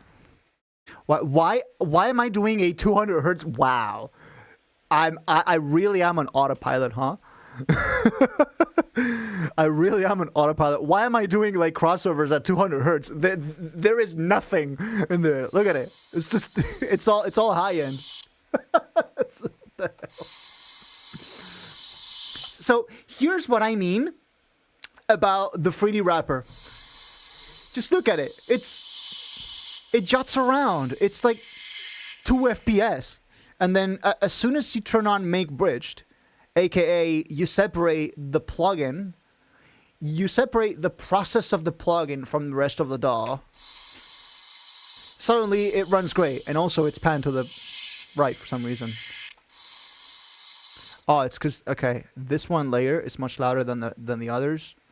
And yeah, and that one is panned right. Okay, you can figure that out. Something like that. There you go.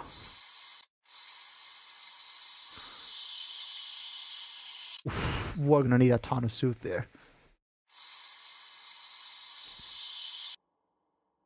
There's nothing there. Why do I even bother? It's still panned to the right. I mean, that sounds like a job for ProQ at this point. Because if anything, it needs to be wider. Which one is the one that's panned?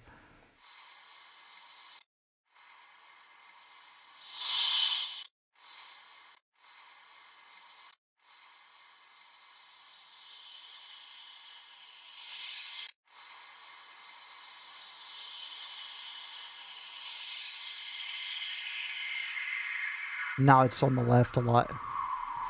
Yeah, no, that needs some sorting out for sure.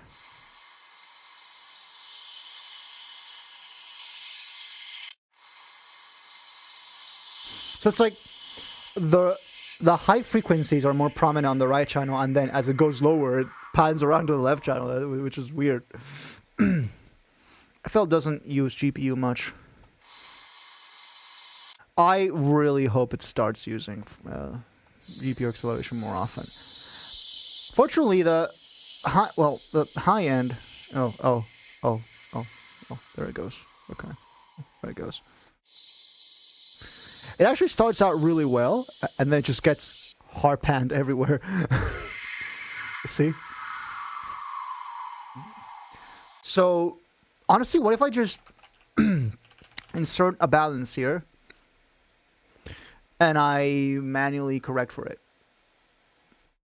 Shouldn't be that bad, you know? Pretty balanced. And just... it's just... Because there is content on the left channel.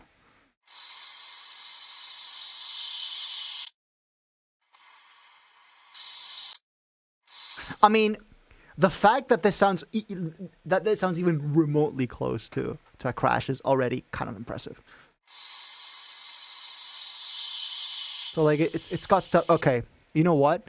Just don't pan them as hard. 15, 15, and then this is 30, 30. Yeah. And then if you want more whiteness, use the reverb.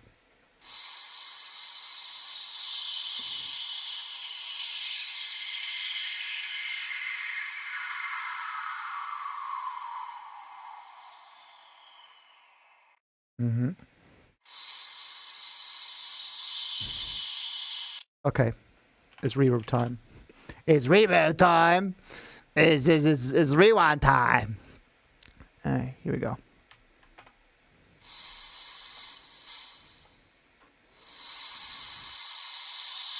That sounds more like a downlifter than a crash. It's not as bright as I would have hoped. Okay, maybe I'm overthinking it. Maybe it's just not total verb. Maybe it's Pro R.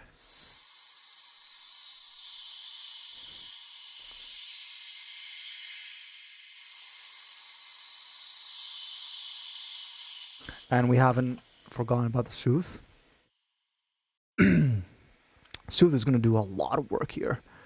Cymbal smooth, yeah. We're gonna need lots of cymbal smooth. Let's try this.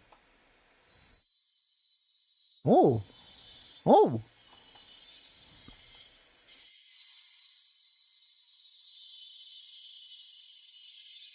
It's never Traverbus, except it almost always is. Just not for this, you know. I like. If I legally could, I would probably marry Toraverb. You know, the more I soothe it, the less it sounds like a crash cymbal. Like with the delta, it sounded better. I liked the more metallic nature of it. Sorry. With the why? So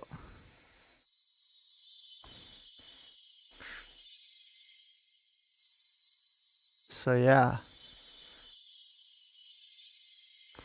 Okay, I'm going to do some absolutely fringe processing here. I'm going to do a send, okay? A send onto another channel. On that other channel, I'm going to do a soothe. And on that soothe, I'm going to do basically the same preset that I had. Cymbal smooth, just like that. But then I'm going to do delta, right? And let's see.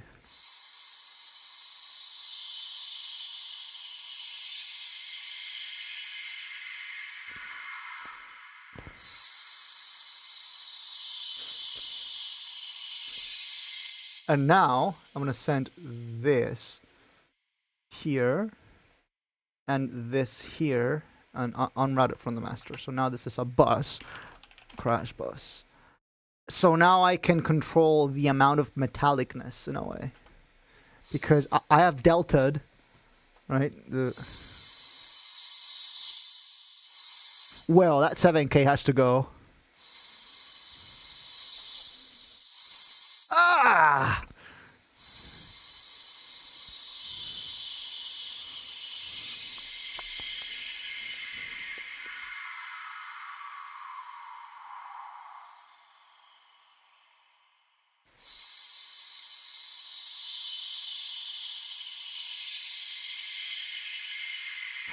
Why does it sound so detuned? It has to be the comms filter. Oh my god, it is. Let's turn down the mix way down.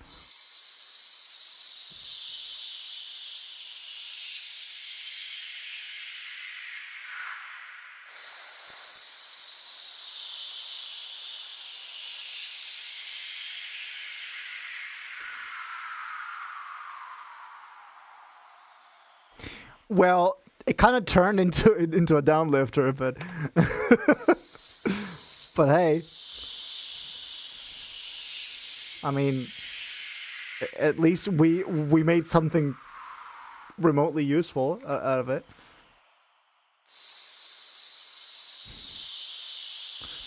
Maybe if I decrease, if I make this a tad bit more extreme, you know, like the attacks. If I make it so the attacks all hit a little bit more aggressively, like here, and just yeah, something like that,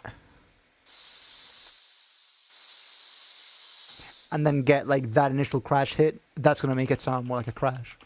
And then if I do a transient shaper, I increase the attack on that first bit. You see? That sounded kind of like a hat followed by a downlifter. So, and then what about an OTT here? Would that work? Hello? Oh.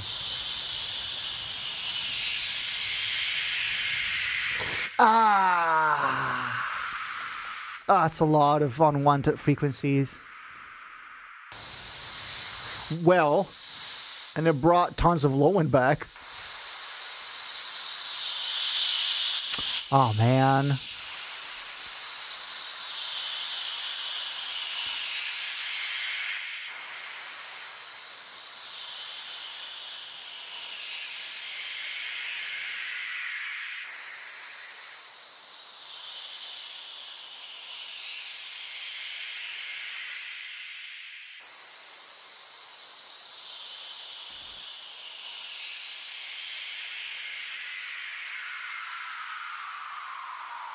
Okay.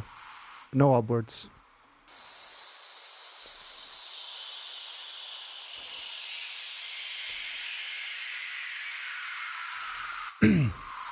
Wow. The fact that that sounds even remotely close to a crash. It's insane.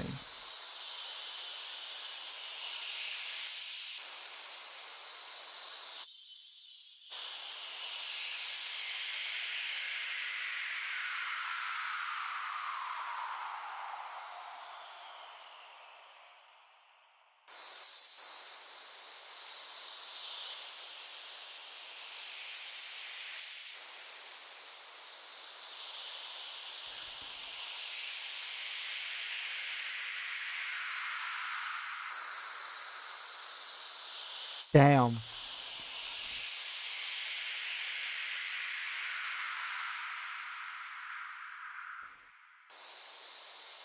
Wow. What's that initial? Okay. Ah.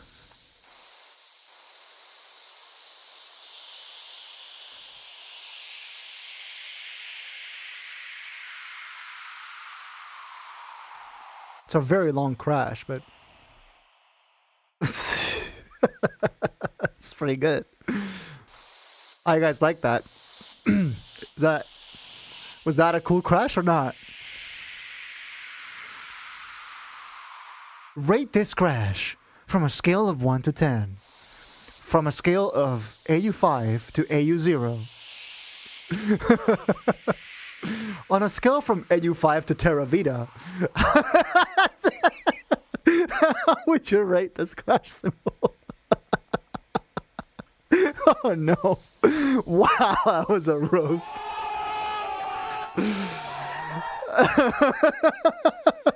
Oh no. Terra Vita roast, oh no. I mean, I say this with absolutely zero clue what Terra Vita is up to now.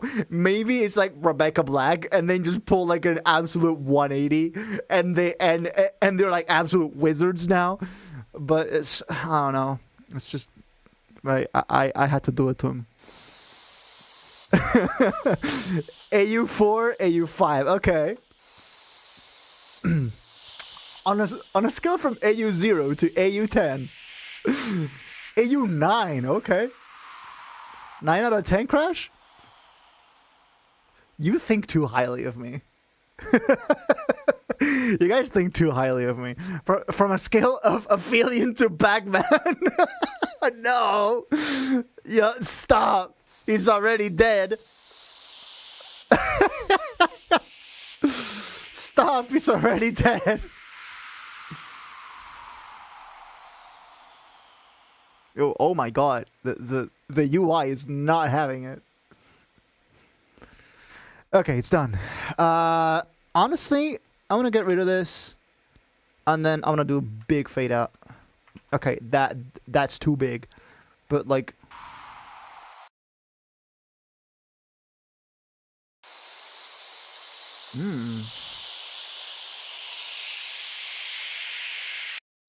Okay, yeah, this part I definitely have to turn down.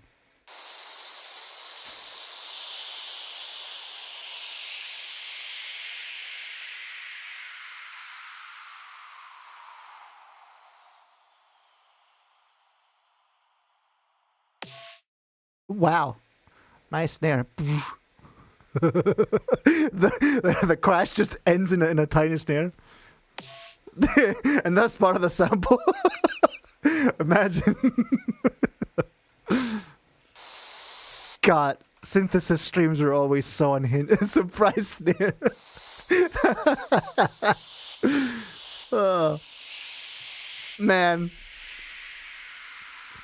I never thought drum synthesis could be this unhinged. Guys, we should do more of these. I'm having too much fun here.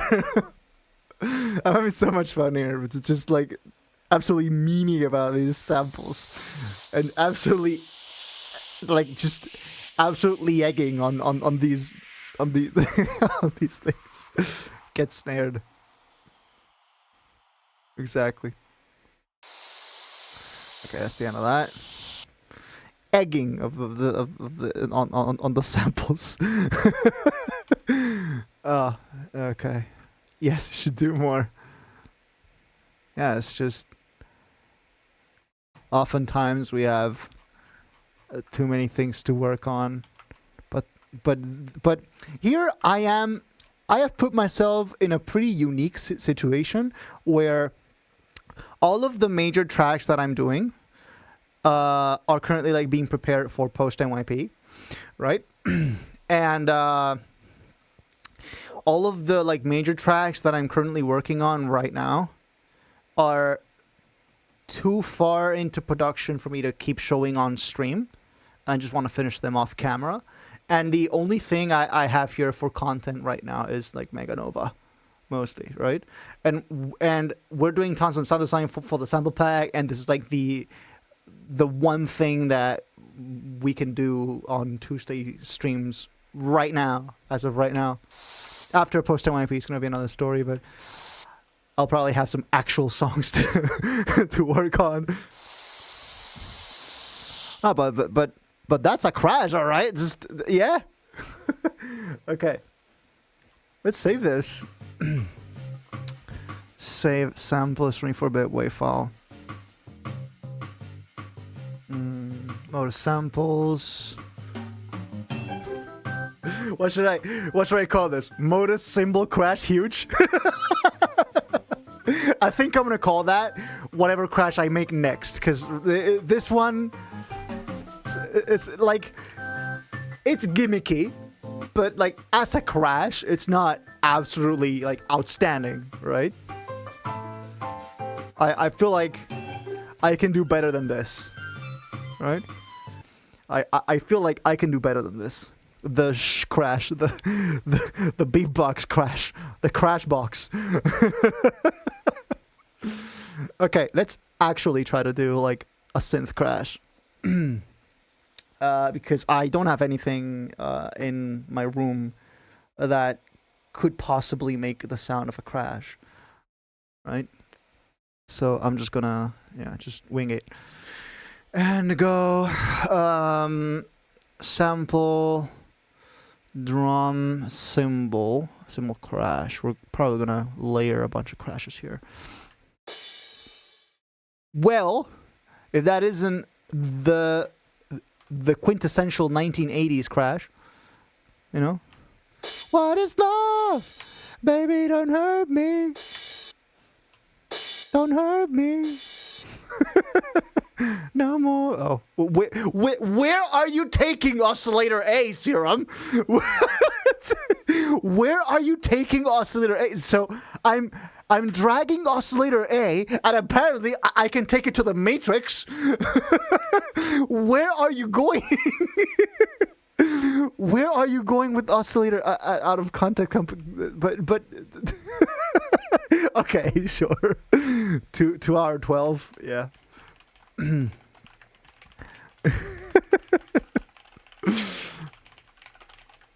Okay. Ooh. Yeah, we have several, like, I mean, that's a pretty standard crash, but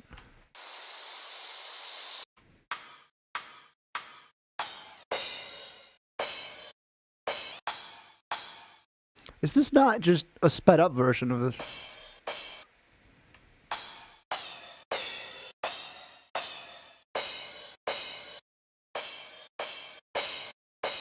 It's the exact same thing, just sped up.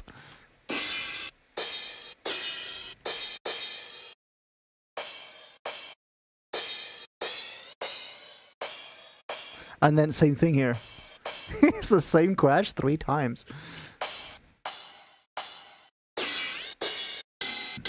Oh, okay, we got rides. But these are violently mono. But still with a shot. Let's do this. And then let's layer in some noise here.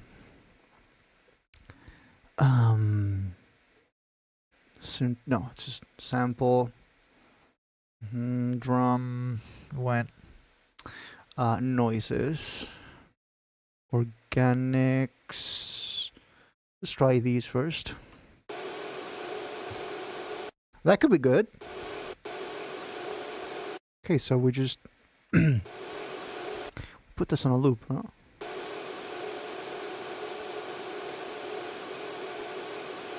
Yeah, the making violently stereo. Is that why it lets you drag an oscillator to the mod matrix? You can audio rate modulate something from an oscillator? No, I don't think so. Because when I drag them out anywhere, it doesn't really... source? Oscillator A. Oh, well, but it's already in the menu here. So it's nothing new. Right? So source oscillator A, destination, something. Right? Yeah. So matrix.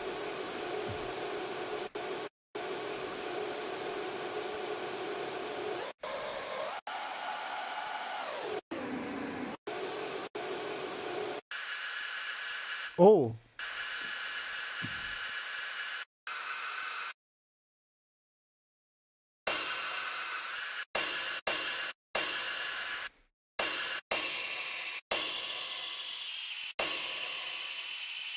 Not sure what you use it for, but good to know, yeah. Okay, yeah, let's use this. So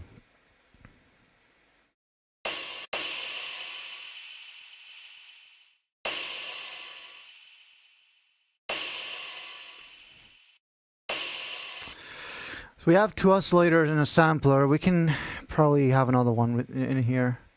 The noise oscillator.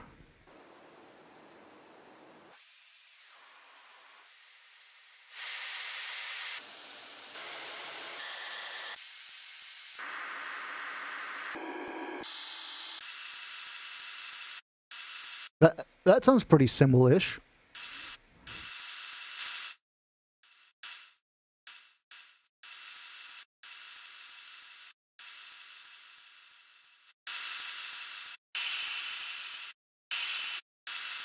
Now I hate this one. Now I hate the 0 one. Okay. So we got some real sources and then some synthesized sources. Let's put this on. Yeah, filter 1. And let's put a high pass on these 2.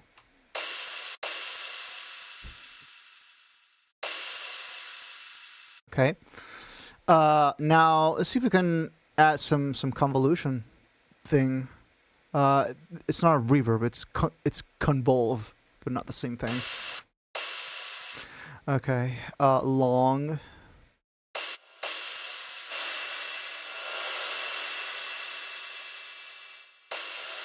Okay. It's on 0 pre-delay. And it still has that massive... Damn.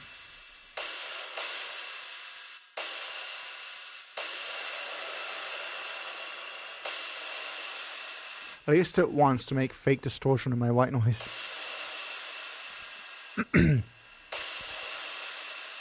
I kind of like that already.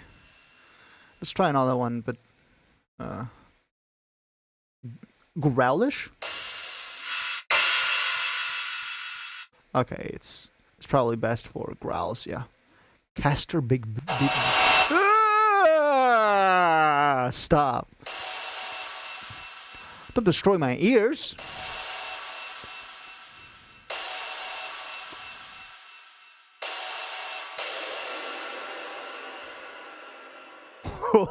that sounds kind of like a gong. Guys, we're crashing out, yeah.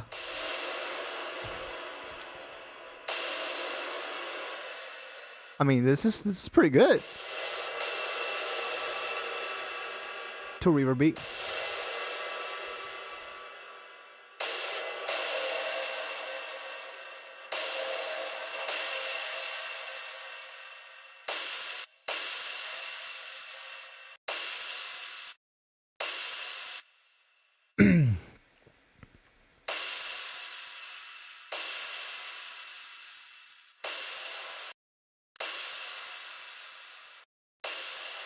Ah, that sounds pretty good.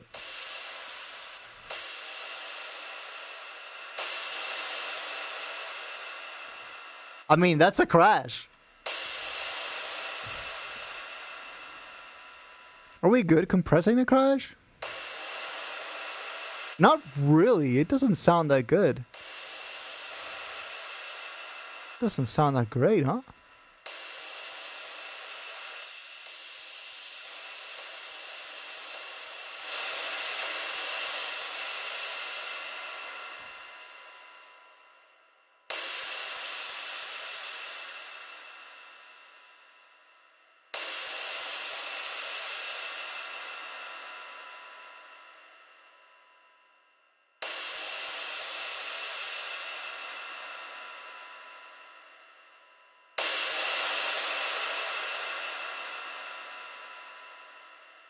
We can make it longer than that.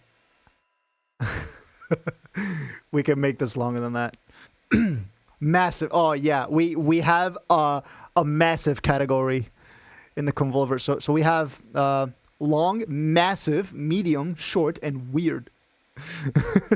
Let's do massive. Amorphous space. What is this?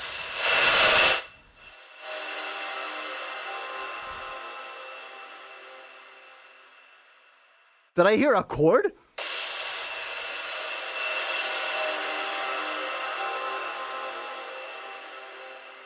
What? Tonal crash, okay. Cathedral in the sky. Oh. What the fuck? Yeah. Just...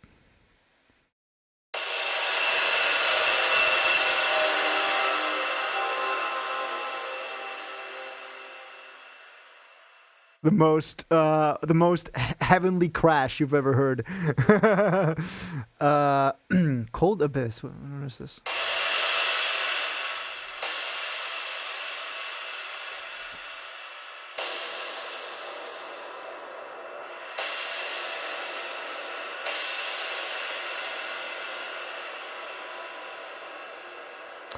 But doesn't have a lot of top end after that.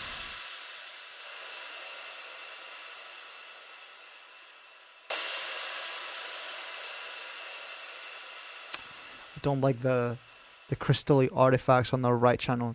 It leaves there.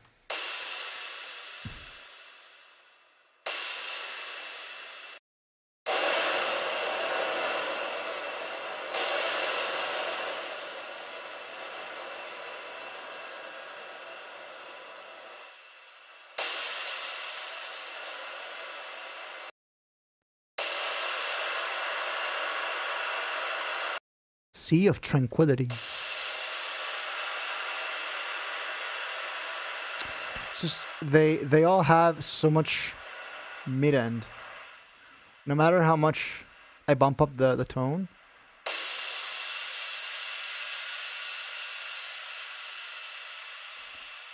Okay, so you know what?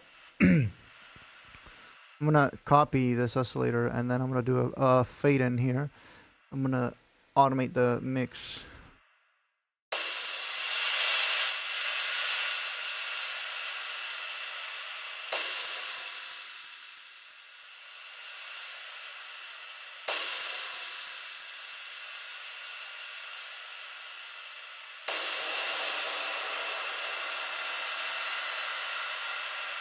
It's too much.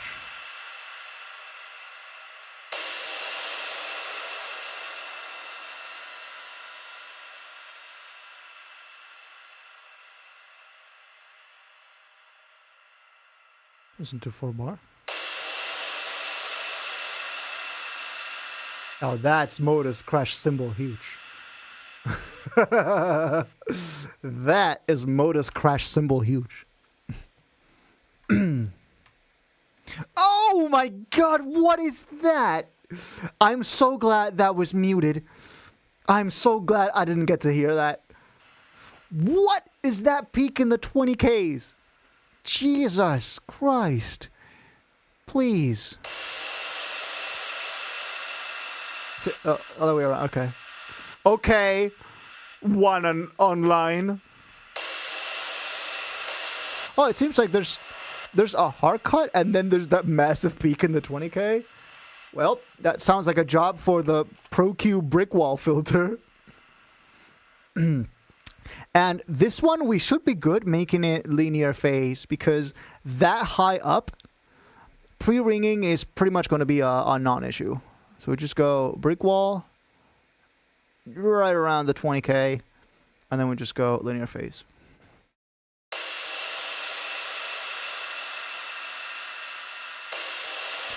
Just anything above 18K, we don't really need, do we? The hidden 20K peak, inaudible for all of us that are too old to hear it anyway. I can still hear up to about 17.5 to 18K. That's where I start to lose it. Actually, we can do like a test. I have a noise generator. This might be loud. Oh? It's not. Oh shit! Okay. That's noise, okay. Let's see how far we can hear. Let's change the tilt. Let's make this pink noise, okay? So it's fully flat. There you go. And it's a little bit more pleasant.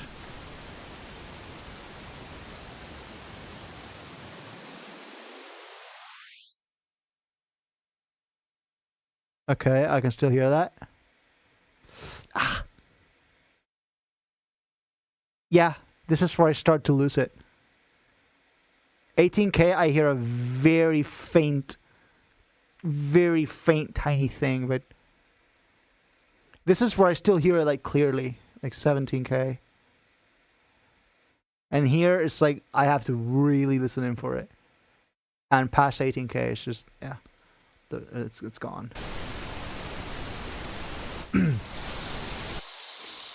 We don't need more noise generators. Just. Oh, this is pretty good.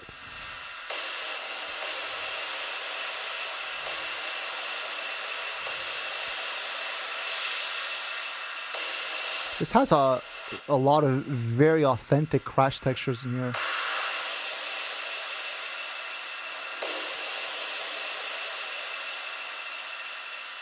A little bit of soothe here and there. This test checks out. I know I can't hear past 16K.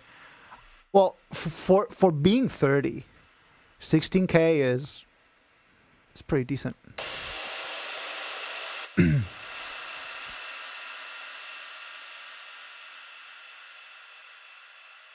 still got my high end in check, boys. I can see the 18K stuff on my meter here, so it does pass through YouTube audio compression, at least on HD. I mean, it better. Jesus. It better do. Or maybe it's just aliasing. Who knows? YouTube does all sorts of things. Just get rid of that. And this we can be a little bit more lenient about.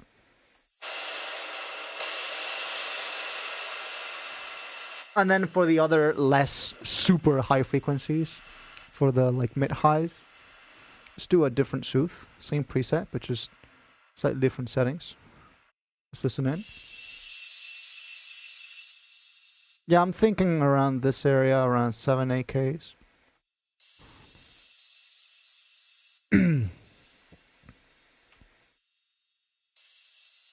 I need to see.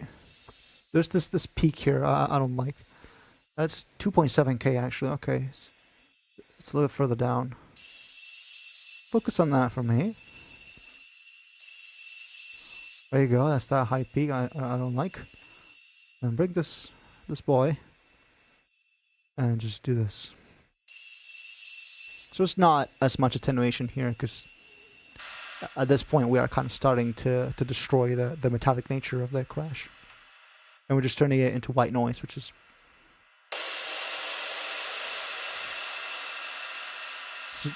so just do like the bare minimum, like that. Pretty much, yeah. Final touches.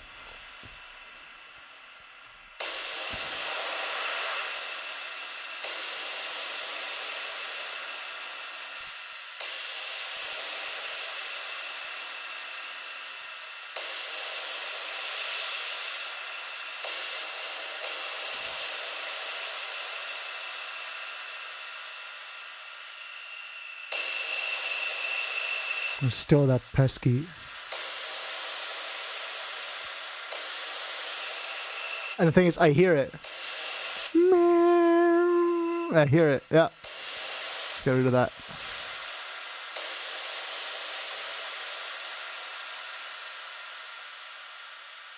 I think that's our crash, boys. I think that's it. I think that's our crash. Let's just record it once. How old are you actually? I am 24. Currently.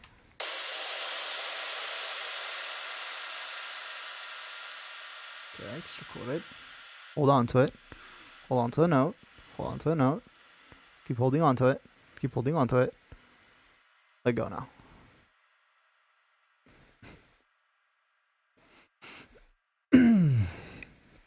Yeah, I'm turning 25 next June. So, yeah. Ooh, this peak I don't like very much. I don't like that peak very much. I think we should try to trim that. Is there any, like... Is there an elegant way to trim this from within amp? Okay. Let me try this. This -5. No, let's do a bit less, -3. Oh, yeah. Oh, my God. Oh, my God. That was so good. Oh, that felt so good. Look at that. Look at that. Hold on. It was... Redo. Redo. No? How is it? Control Y? No? No worries. We can do it again. That felt so satisfying. -5. Oh. Oh, so good. Yeah, this is a thing. This is the amp setting in Edison. The thing is, because of the way that I capture my windows through OBS, I'm not doing a full screen capture. I'm just doing a window capture. So any window pop-ups from FL Studio are treated as separate windows by OBS, so you can't see them here. If I were to do full screen capture, then you could see, but then you would also be seeing other things like my start menu, and then if I were to open any folders like on Windows Explorer, you would be seeing that, and I don't want you to see certain things, you know. So it's better this way. Oh, we got our crash. That's wow. Modus symbol crash huge. Excellent. AU5, I'm coming for you. Feel the pressure. Feel the pressure as I breathe down your bald neck. What did I just say right now? Hey, yo. I don't want you to see certain things. Why are you hiding, Paul? You're doing what for him? Shit. I never said that. That wasn't me. That wasn't me. That was the humans. That was the humans trolling and putting words in my mouth. Would it be too cheeky to use for unmaster? What do you mean? Unmaster? Like you wanna... Oh, like use the non-maximized version? No, it's just I'm doing this for like... It's normalized, and then you can put it in any volume you want. Right? So, yeah, it's no big deal. Anyway. This boast was made by the humans. To catch the peaks. Like you did... Oh, so you wanted me to cut that peak with a compressor. With a glue compressor. I mean, it could have been done. But that kind of really... fast, like really short, really brief peak. I don't trust compressors enough to handle that in a way that I'm comfortable with. So it's just best. So it's just better for me to like go in there, fix it myself manually. That's it, right? Modus samples. Oh my god, I have my very own Simul Crash Huge now. Holy shit! What did that take? Like 20 minutes?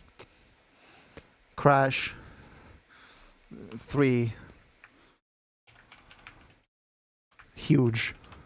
Okay, so because of my naming scheme, all you get is crash 3 huge. That's all you get. Still working on next time about yes I am. And we are making our drums section bigger. We've got 2 more crashes now. We've got 1 more kick. Oh, that's a great kick. We've got 2 more snares. Oh no, that's not it.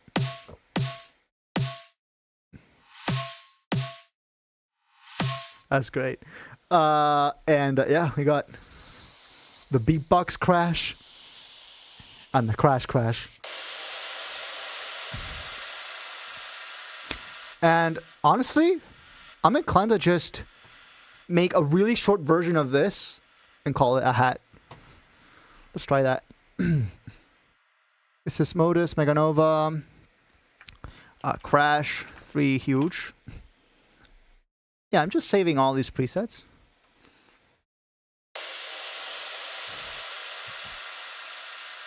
Okay, in a preset.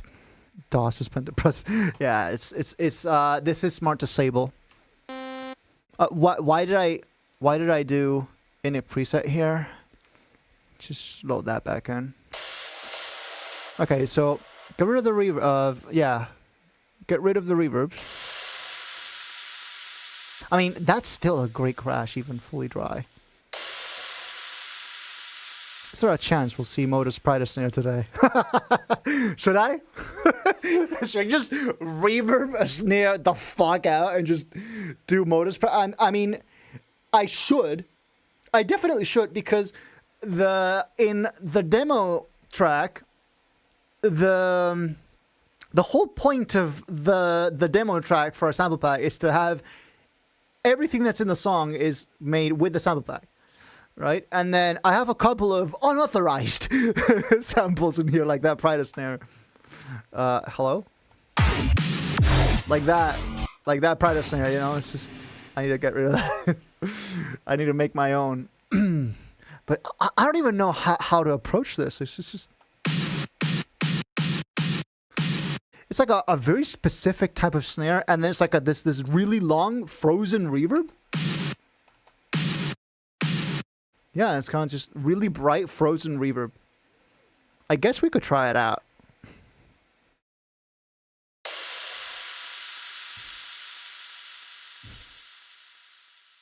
But first I need to make some hats. Just freeze the tail. OTT2. Oh yeah, that could be it. But Pride snares go back a lot, like a very long time. I don't think OTT was made when like OTT was a thing when the first Pride snare came out. No?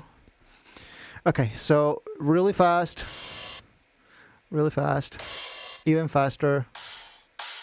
Oh, that's a hat. Even faster. Oh, that's a hat. I mean, yeah. That's my hat.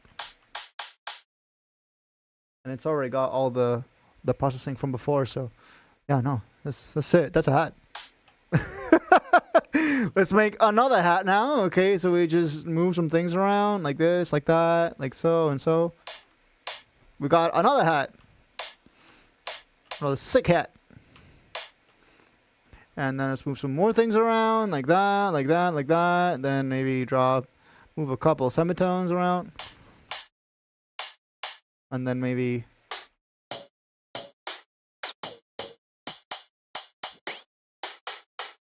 That's great. All right, Sir Progo. It's nice having you here as well and helping us out with this. Soundboard, please. There you go.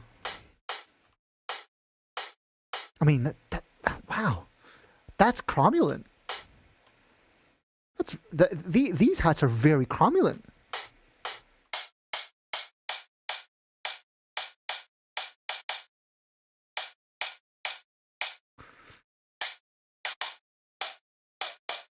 Okay, no, that's just straight up weird.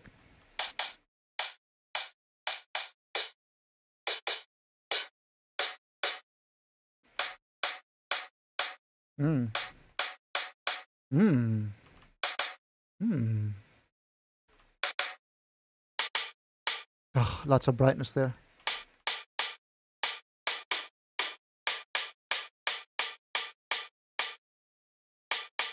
I mean, it's a very bright hat, but could do. And then a longer hat. Okay. Let's try to undo. Oh, just come on. Come on. That's not what I did. Good thing to use synth kicks to tune the track, like not recorded. Oh yeah, no, this kick, we made it fully in Serum. It's fully contained, and I have the receipts. I have the kick preset that we used. Well, right now it's going through the processing chain of the of the hats, but something like that. Yeah, there it is. Which track was this on? Here.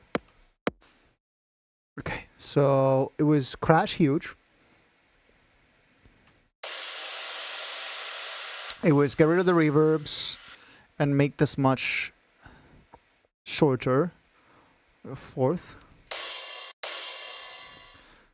And I just gave me like an open hat.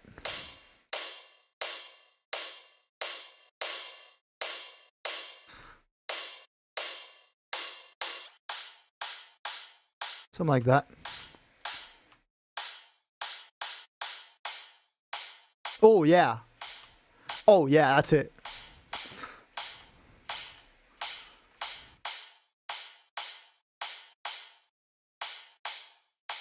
There's a teeny bit of attack. Oh yeah, no, that's it, bro. Record that. And just a slightly lower pitched one.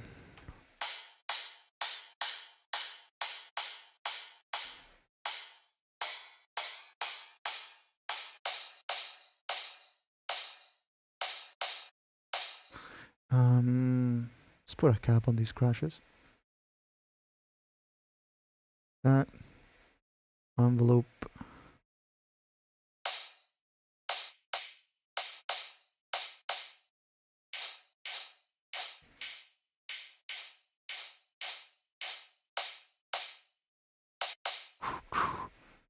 Okay, it's got that mid end in there. I see. I just have to find it.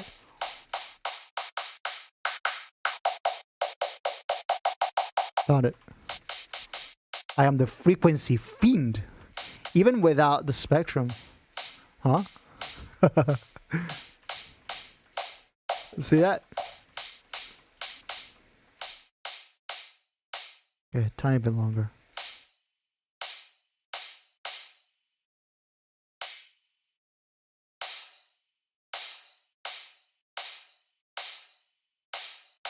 Yeah, that's it. Well, look who's a good candidate for the amp feature in NFL again. Tool, amp. I want to do like minus 13 or something like that. Oh my god. Oh my god. Now, if only I could see the waveform come down in real time, that would be the best thing ever. Because that way I could measure and I don't have to eyeball it and then control Z every time I miss it, you know? That's good. That's good shit. Nice. Huge ass peak. Yeah. But we fixed it. That's what matters.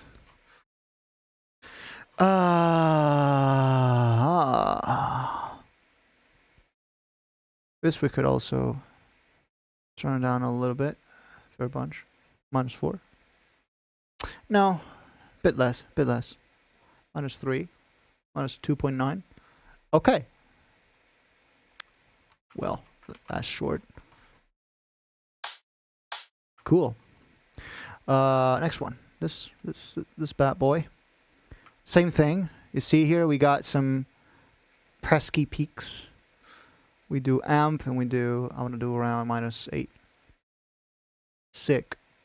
And then on this, I go tools amp. I go around -5. Actually, a bit less. -4.3. Cool. The next one over. We got a bunch of them. These two bad boys. I'm gonna do -2 on them. And then, wow, if this isn't like the ultimate compression method, just absolute bullet precision type compression. Look at that. Look at that. Look at holy peak reduction. No soft clipper could have done that. No soft clipper. A soft clipper could never. Jesus Christ. Okay, next bad boy. See this? Turn this down a fair bunch. -6. Okay, I'm gonna try to make you guys able to see what I'm seeing. The amp window. At window capture. Oh, there you go. Sick. Okay, so this is it, right? I would like to make it so that when I tweak this, you can see the waveform physically moving. That would be really cool, you know. So I'm gonna do like -3, -4, -5 here. Ah, there's also this one. Tools amp. Does it show up? Oh, nice. So yeah, there you go. The ultimate compression method. Write this down, guys. Tools amp. The great thing about this is that it smooths out the rest of the transients around it, right? So it's not like a hard cut. So you can see when I zoom in and I do this amp thing, this sample will kind of adjust to stay more or less to like smooth out with the portion that I'm editing. I'm not sure how to best describe this, but you see that? It's like the transients all adjust in such a way that it doesn't lead to any hard cuts. That's sick. What else do we got here? We got this one. I could handle this one.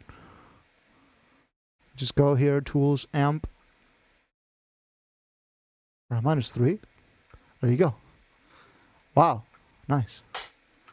Perfect. I think this last one should do it. Fixing a tear out track just with an ultimate compression method. That's what I said. That's going to be a very tedious and painful process. Just switch to making good music.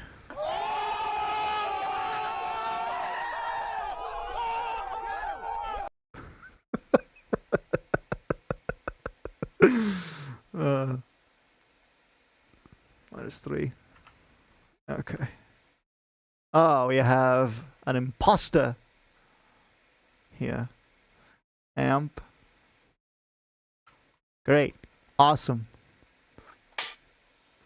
Wait, Paul, do you know you revealed the secret Skrillex method? Did I?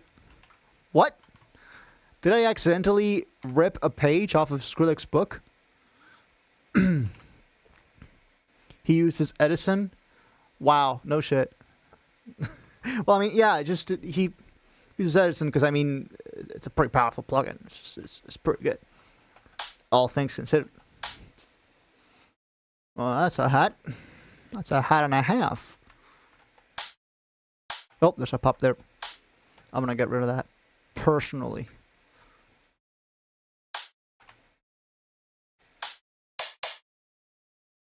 Unique a sample so I can trim the beginning of that. This one, unique a sample. This, unique a sample. And then this is our open hat, right?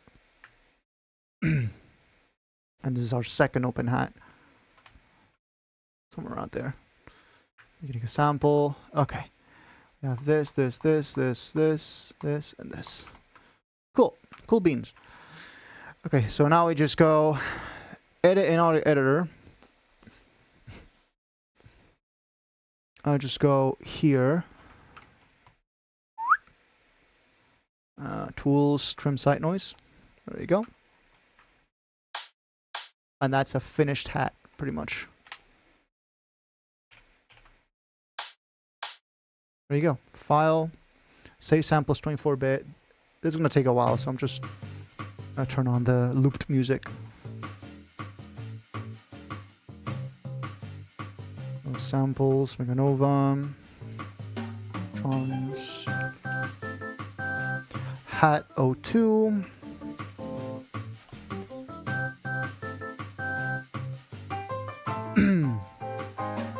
Yeah, that was Hat 02. This is Hat 03. Trim site noise. Delete this. Alt F here. Resample. Trim site noise. Yeah, you select the silence at the beginning plus a little bit of the start of the sample, and there's an option in Edison called trim site noise, and it basically looks for the silence part and cuts it out. So you end up with just the beginning of the sample right there, right? So Hat 03, and this is Hat 04. Okay, so yeah, so you see, you select the silence part plus a little bit of, so normally what you would do is you would just go here, zooming in and just finding the noise part manually, and then you would just cut that off. But there's an easier way. You select the silence and a portion of the thing, and you go right click, tools, trim site noise, and it automatically finds the silence part and trims it for you.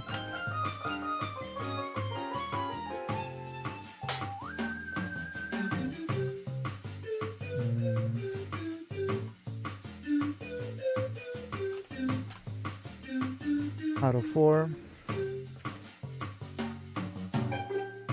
out of 5, 2, 3, 4, 5. Yeah, we are correct. Tools, trim site noise, Control A, file, save sample. That's it. Oh no, just forgot about the fade out at the end. Hello. There you go.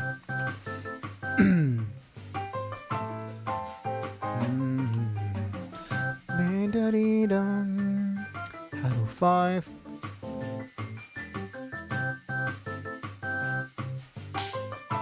Oh, so cool. Okay. Tools. Trim site noise. Alt F. File, save sample. Hat 06. I'll probably have to normalize these. So I'm not exporting the final version of the samples. I'll have to then convert all of these to FLAC. So they take up as little space as possible without losing quality. So once I convert them to FLAC, I'll probably just do this, right? But this is just so I have them in the folder, so I know what is what. I have 7 hats. That's crazy. I have 7 hats for Meganova. How many hats do I have on the other packs? In Supernova, I had 8 hats. Okay, that's one more. In Hypernova, I had just 4 hats. And in Ultranova, I think I also had 4 hats. Yeah, 4. So this is the second sample pack with the most hats. There you go. And they're all pretty good. Okay, guys, to wrap this up, do we try to do the Pride snare? Let's try it.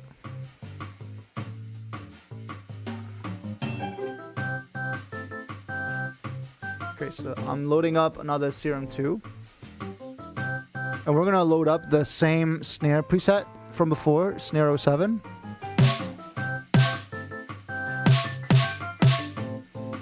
I'm going to probably delete the pan. Okay, I had in previous pack like 32 hats. Well, yeah, but this is like a general purpose pack. It has to have a little bit of everything.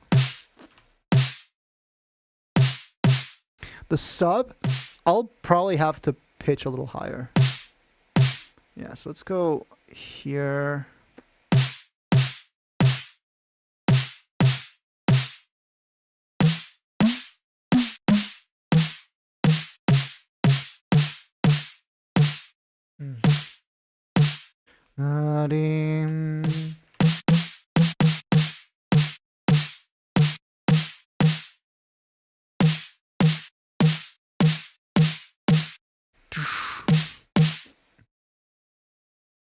Okay, now let's, this is the crash, right?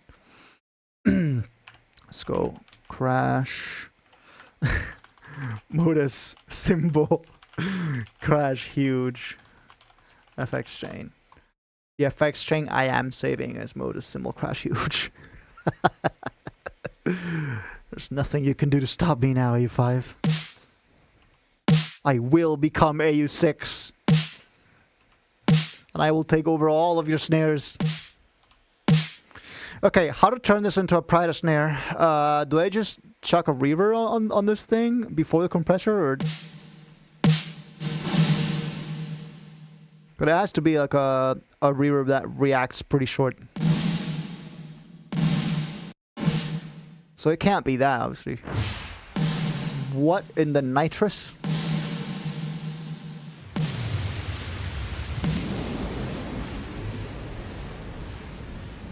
Hello? Wake up?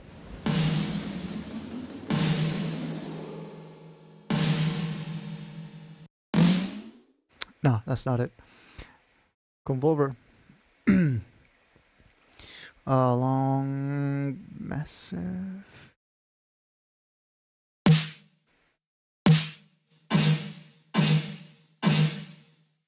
Let's go for the long ones. Okay.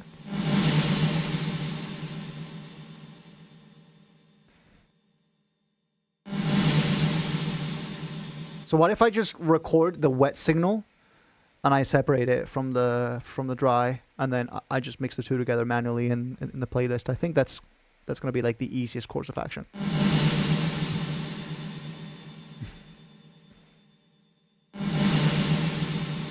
Oh yeah, no, this has to go up as well. This has to go further.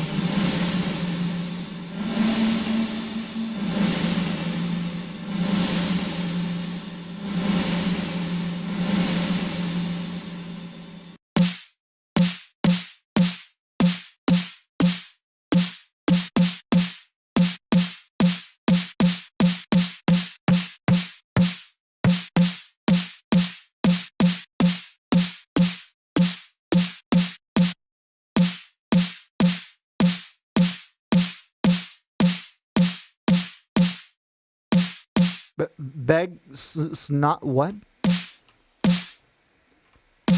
Hey Ovio, are you drunk? You need help or something?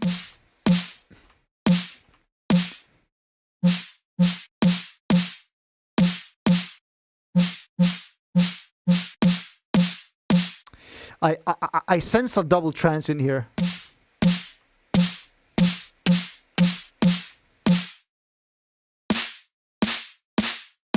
Oh, okay.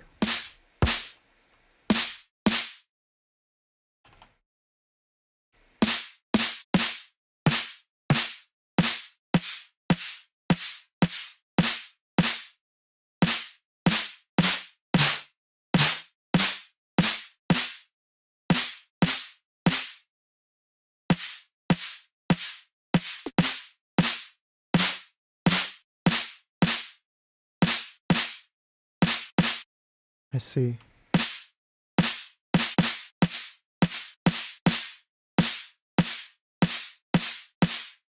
I kind of like that. Yeah, it's like its own Foley snare.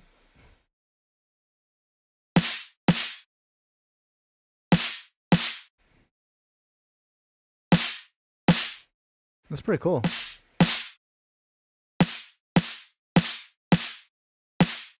It's gonna need a ton of compression, but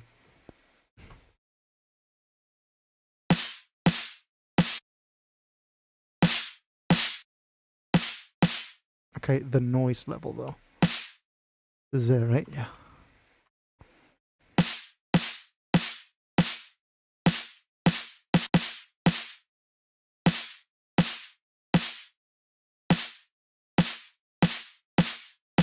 Okay. I might have just come up with a different snare. And I like this one quite a lot. Oh, it's not that, it's this.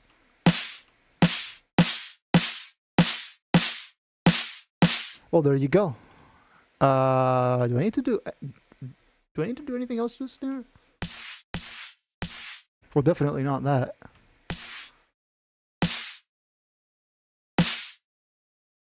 No, that's too much. All pass phase.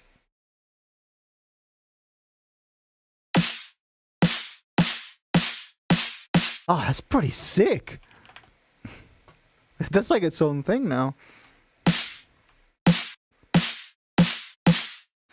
Oh yeah, give it to me. And it even sounds good through the high pass. I do not like this though.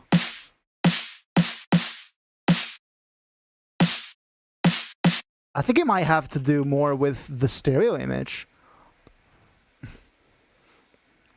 Yeah, let me just like really dial this in with Imager. Oh, actually it's not that bad. Would like for it to be a little bit more mono. It's just, yeah, it's pretty excessive, isn't it?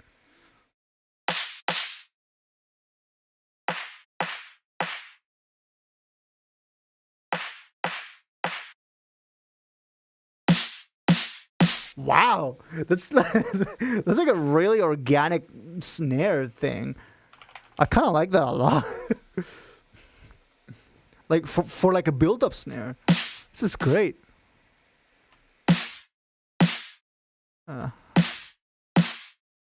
Yeah, dude. Yeah, all the way. There you go. We tamed it. We tamed it, boys. Okay, now just one final high shelf, I guess. Oh, and we gotta do this. We gotta do this. This is quite a lot. Dude, what a cool little snare. Okay.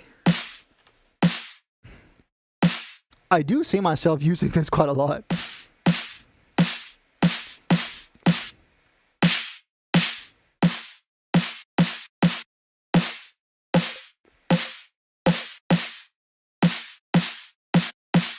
Dun, dun.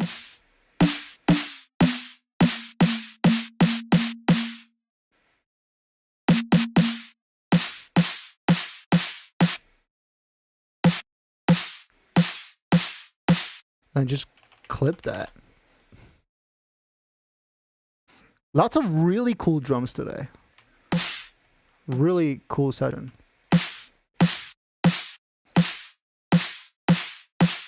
Oh my god. What a cool drum.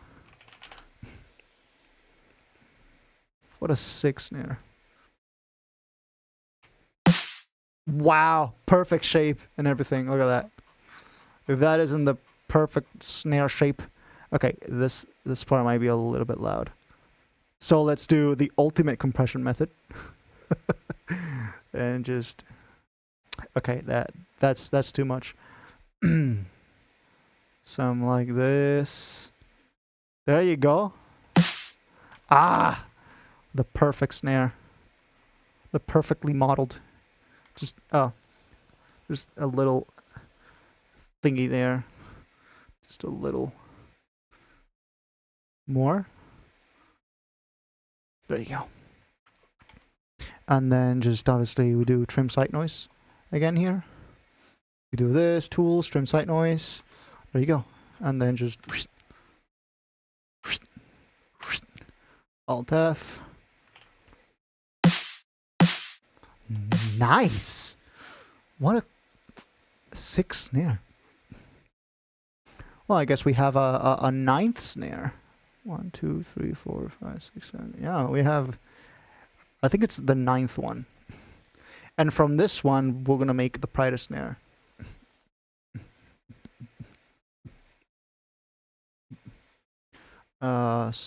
Snare 8 actually. Snare 8. Oh, that's sick. Okay, so now, okay, first of all, F12. Second of all, Smart Disable.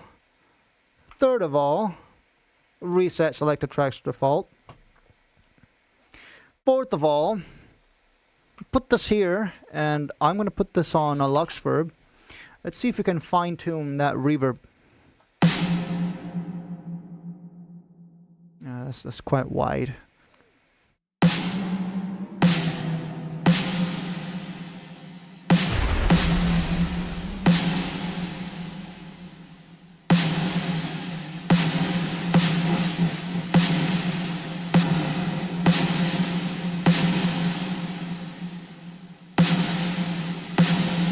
Now I just have to freeze the reverb at the earliest possible time.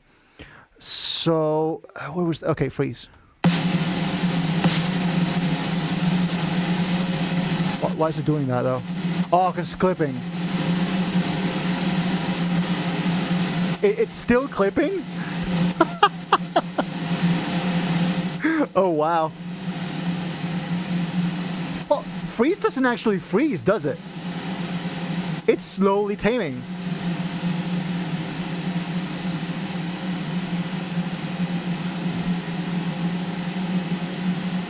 Okay, so let's just unfreeze this. Set it to recording now. And just...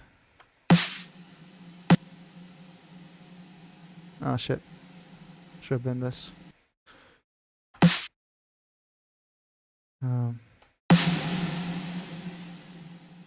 Yeah, okay. Let's see if I can time... Oh, we don't have to time it. I can just automate it. Just freeze it right there. That's it.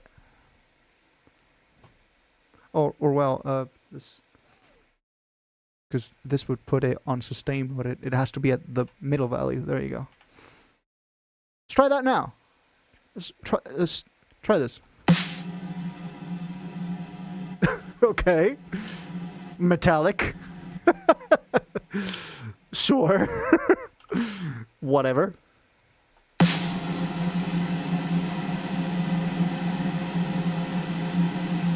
Okay. Lots of brightness though.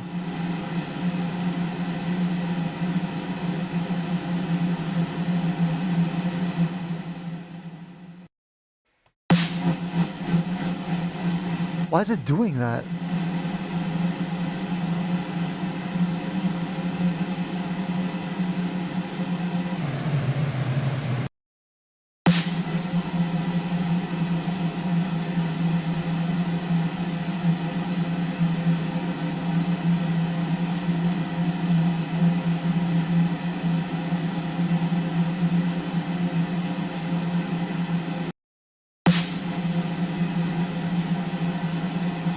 I can see that it doesn't, the tail doesn't have as much high end.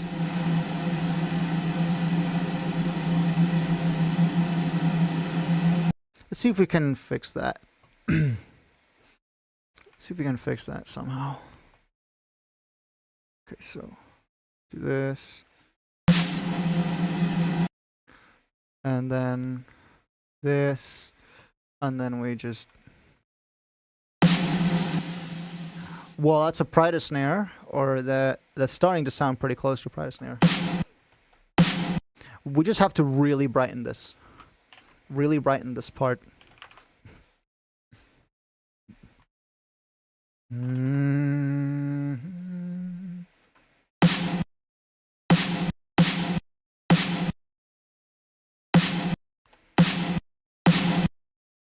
Oh, there you go. And then maybe muffle the dry sample so you kind of bring the two on par with each other.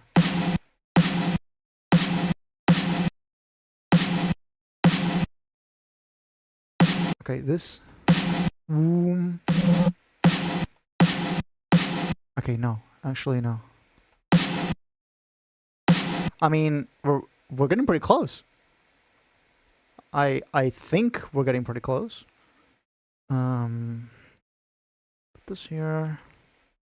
And this, put it here. Okay. How about we throw some OTT now into this?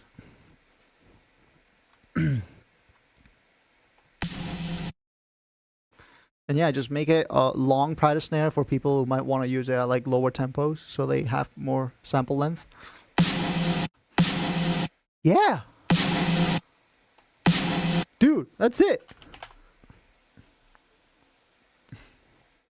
Then maybe combine this with a tiny crash for that additional high end.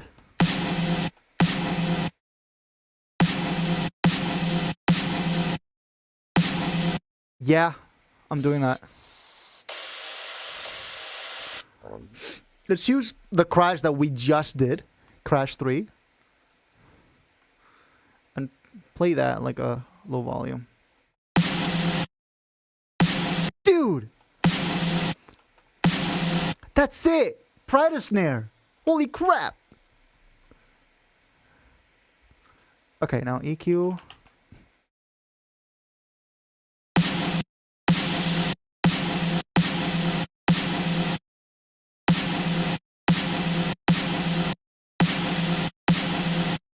Damn!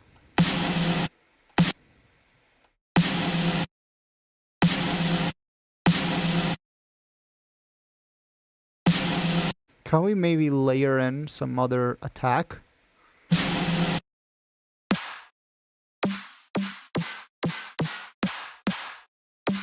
Something like the Snare 05 one? No. Or like this one.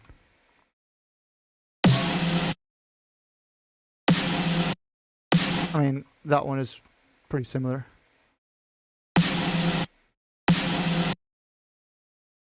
Okay. And then I'm going to bounce this one more time to see if it can do some like final adjustments. Okay, first of all, I'm seeing this. That's no bueno. Turn that up a few dB down. And this one especially, I'm gonna hone in on that one. There you go. And I think that's it. Or rather, I am seeing that this, yeah, there you go. This needs to be turned down a little bit. There you go. Nice. Normalize. Oh. Well. How to spot a criminal.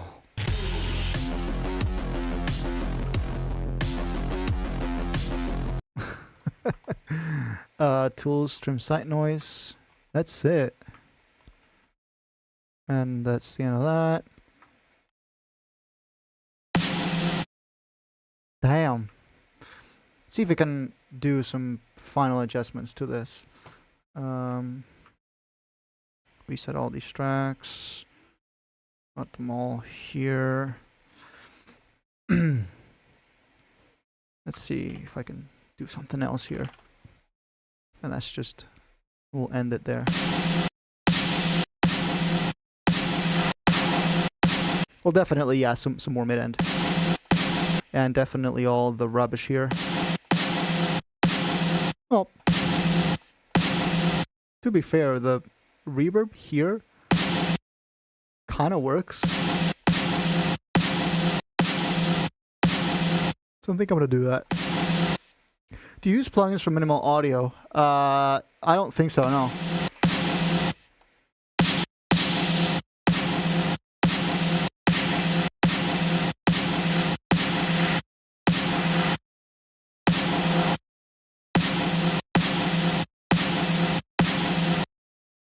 That's it, bro. That's it. You got some cool effect plugins. I don't doubt it. It's just that they're not part of my workflow. Ow. Look at that. Look at that. Pride of snare. It's beautiful. It's beautiful. It's so cool.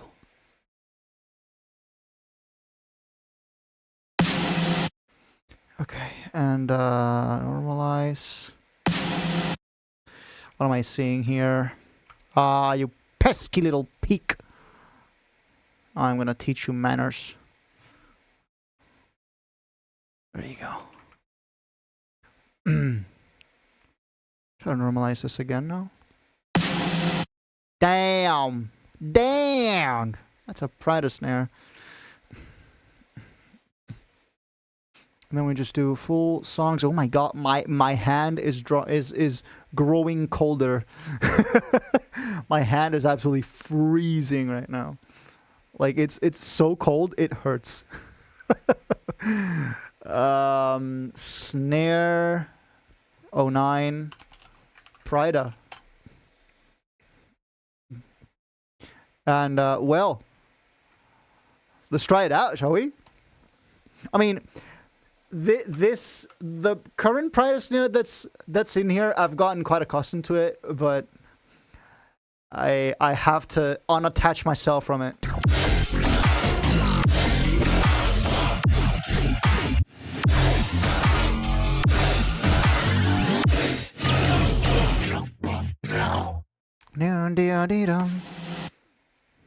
Oh, it's even tuned.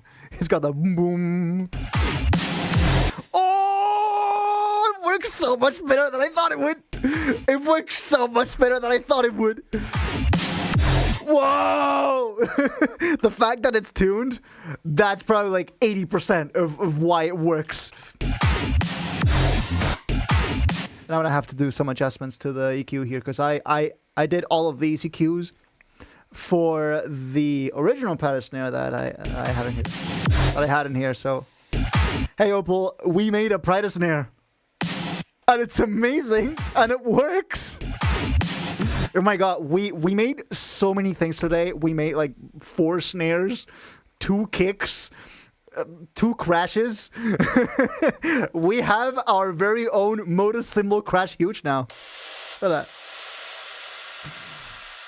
And we made like 5 hats. And more snares. That's sick. This is now one of the best drum sections of any Nova pack. I can tell. This has some of the highest quality sample.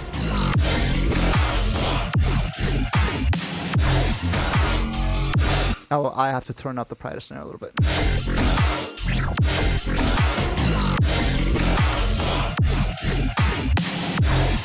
That's a bit loud.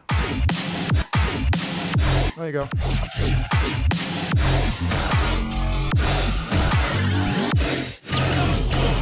Should I try to replace the snare? I mean, this snare really fits the drop, but just for the shits and giggles. This one's not gonna work, I can tell. Doesn't work. How about 8? Probably not gonna work either. Nope. Yeah. Snare 01, this is. That's the best one.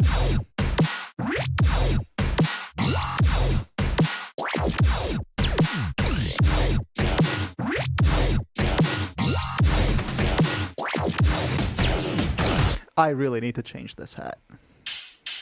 It's hat 01, but slightly pitched up. But so it's all right, but it's a little resonant for the song in particular. I don't think I like it for this particularly. So I'm just gonna go for this with a little bit of okay. First of all. No, full length, please. No fade in, no fade out. Oh, that's too short. Well, we have open ones. There you go. I need to undo the stretch.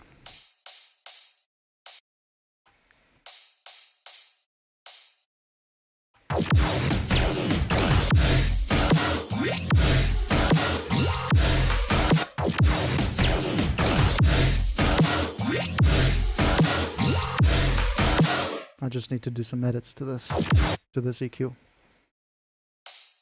Yeah, just to fit this hat in particular.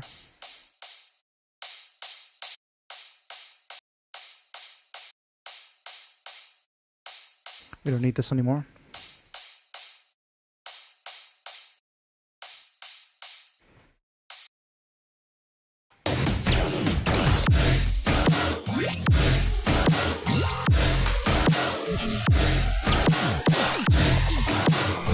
The crash has always been so quiet. I don't know why.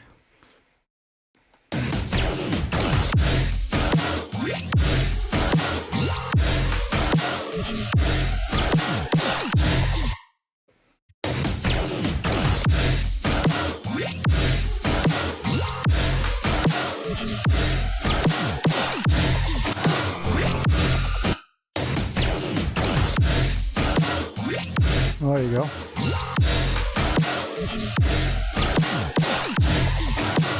I just needed a bit of brightness.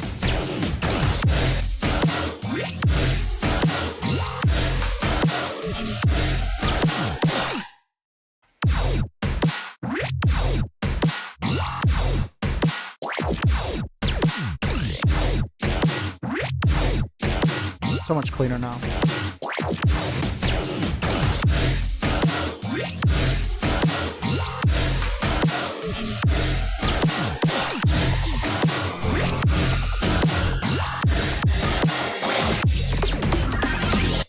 Nice. Well, we wanted to do this bridge, but we're 3 hours 20, and it's not gonna happen today, at least. Next week. But now we have a much better drum section on the pack to work with.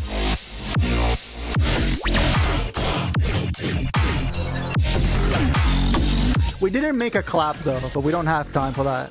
Next week. Ah, they're so good.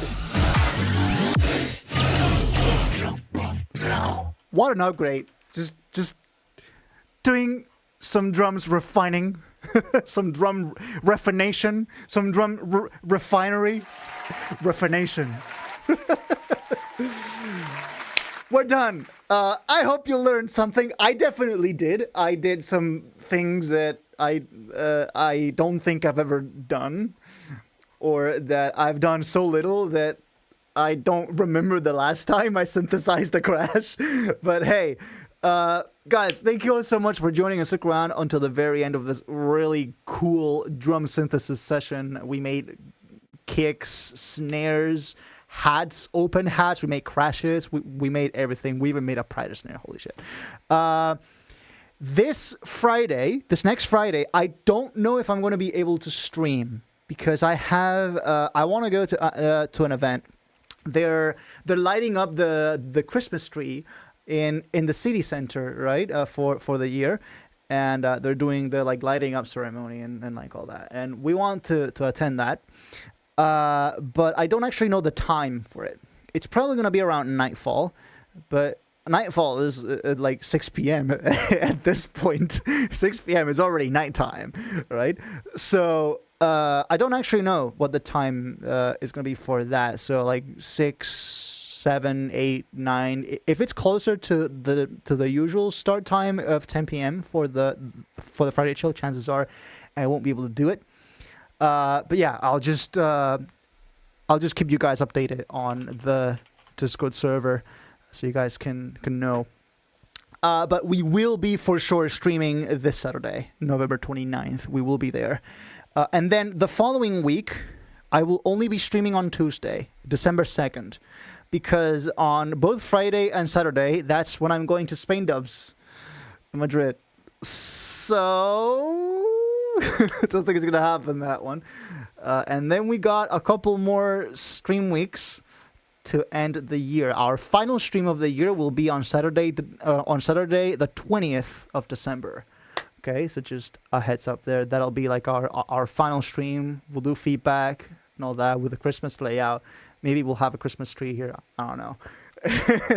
Until then, I've been Paul, aka Modus. I hope you've had an amazing time here, and I hope you have a good rest of your night and rest of your week, whether we see each other on Friday or not. So yeah, I've been Paul, aka Modus, and as always, until next time.